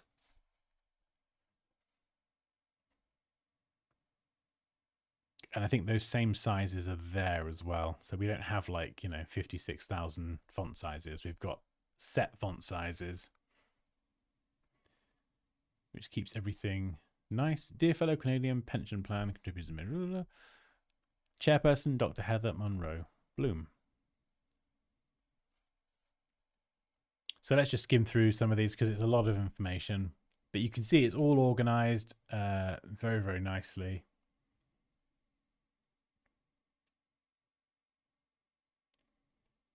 I'd probably space the paragraphs apart just a tiny bit more. That's like a minor nitpick. It's not going to kind of hinder anything, but there's just so much information. Maybe a tiny bit more space. Yeah, like this. Yeah, so there I just felt they're a bit tight, but there's just a little bit more space. It probably helps as well that there is like a you know, a blue title to kind of break it up into chunks.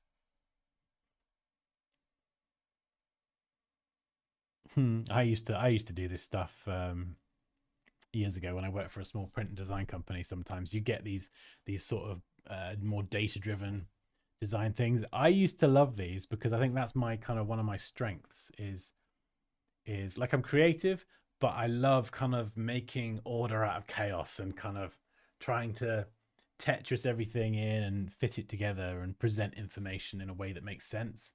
I think that's why I sort of gravitated towards UI design as well. I really do like that stuff. And we've got a clear palette here as well. We've got the kind of the blue, of course. We've got, I think, what looks like tints of that same blue used for the graphs here, the pie charts. We've got the black, we've got the white, and then, of course, we've got the gray as well.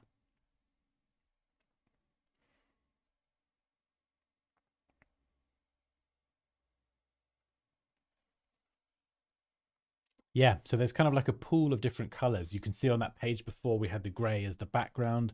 Now we've got the blue as boxes.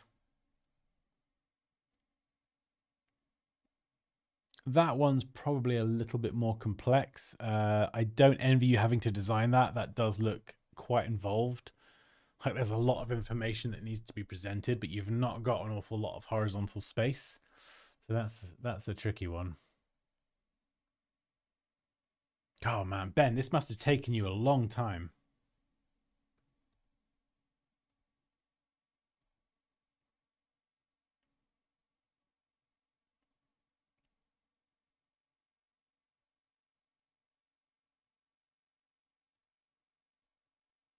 Oh, brilliant, Dante. Hopefully it's helpful me rambling into the microphone with my basil water.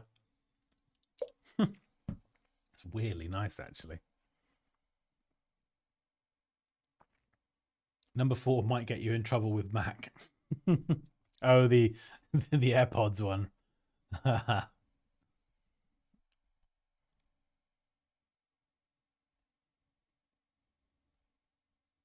Yeah, and I think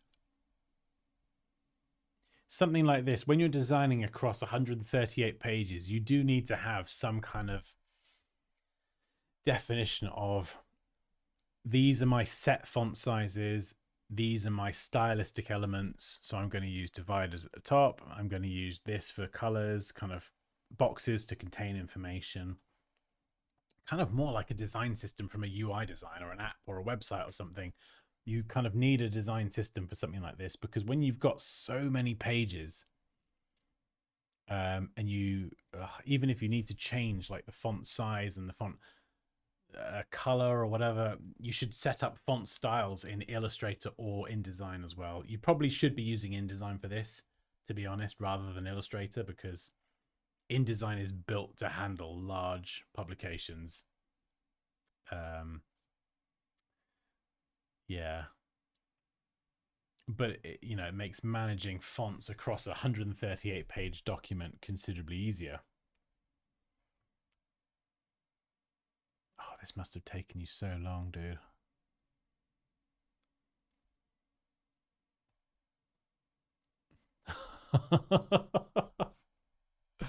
I don't know if Ben's still here, but Ben, if you're watching this on catch up, how did you feel after this was completed and signed off?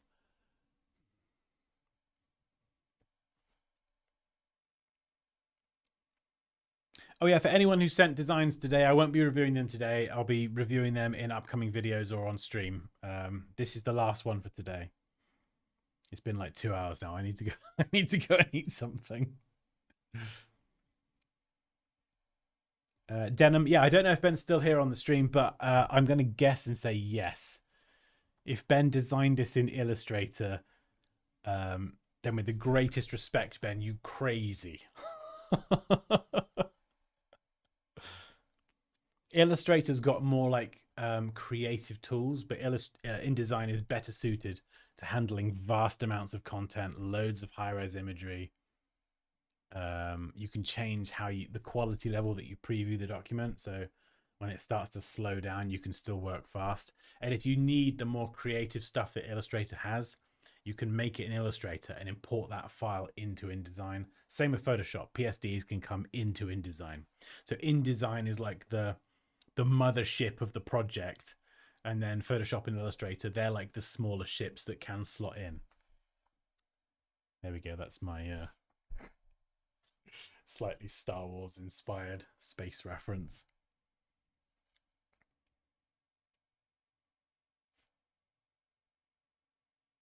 Yes, food is important.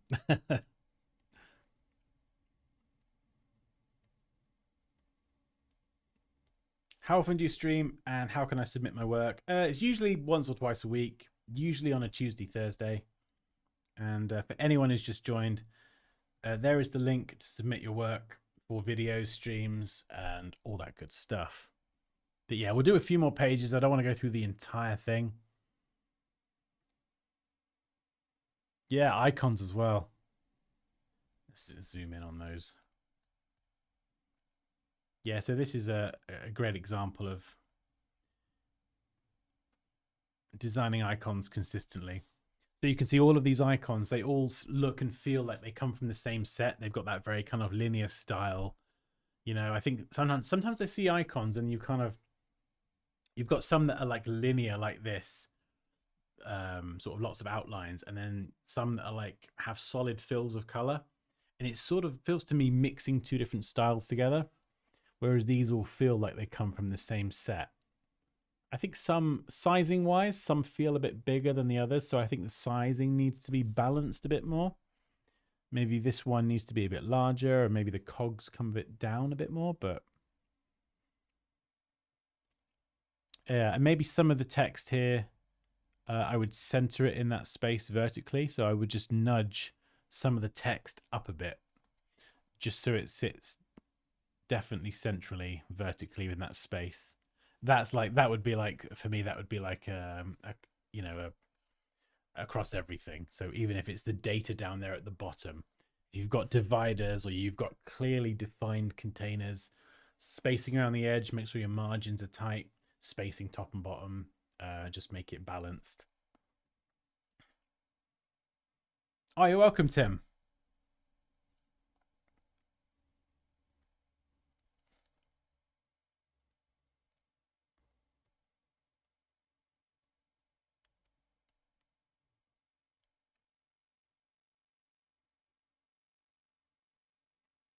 Some two-colored half-page, very basic illustrations may work great in this report, in my opinion, especially on start of the sections. Yeah, you could do. I mean, I guess it just, depends how much work's involved. Because doing something like this is a mammoth job.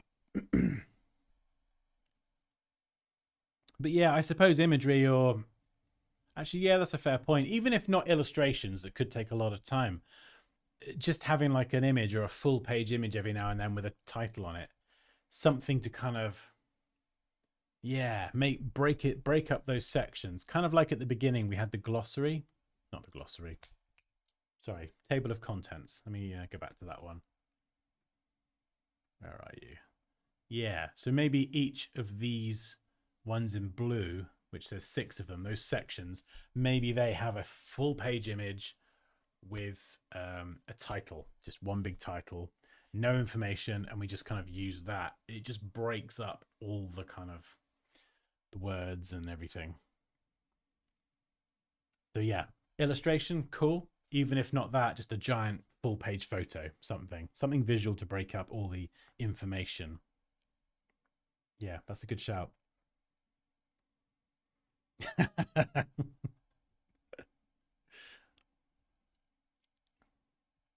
Okay, right. I'm just about to wrap up the stream, but if anyone has enjoyed, well, hopefully you've enjoyed today, but if you enjoy the stream, my content, whatever it is, and you're interested in learning Illustrator, you've never used it before, or maybe you've used it a bit and you want some structured training that will teach you everything I know in around about 6, maybe 7 hours, all the kind of mistakes and fluff are all kind of sidestepped, and this will just teach you the best way to learn Illustrator in the most efficient time possible.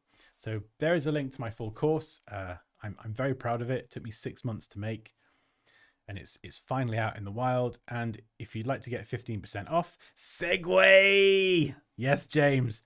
If you'd like to get 15% off, then sign up for my mailing list, and the mailing list then will give you a code. You'll get that on email, and then you can enter that in at checkout, and 15% will come off. And there's also a 12-month payment plan. So if the full course price up front isn't something you're interested in, there is the option to pay over the course of 12 months, which makes it, I think, much more accessible, hopefully. Also, if you ever have any questions, I'm there to help. So if you like these design review streams, you can basically send your work or ask me questions anytime you like. So there's that as well. Basically, you get me on speed dial.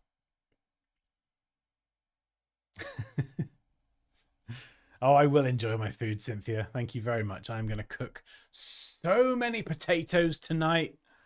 Me and Poppy have got into, we've got like a food plan now of potatoes, veg, and usually chicken. So I'm going to cook so many potatoes. It's going to be unreal. Anyway, I'm going to end on that note. Oh, brilliant. Thank you, Floyda. And thank you so much to everyone for joining the stream. I've had a ton of fun, as always. I love doing these. You've been amazing. Thank you to everyone for submitting work.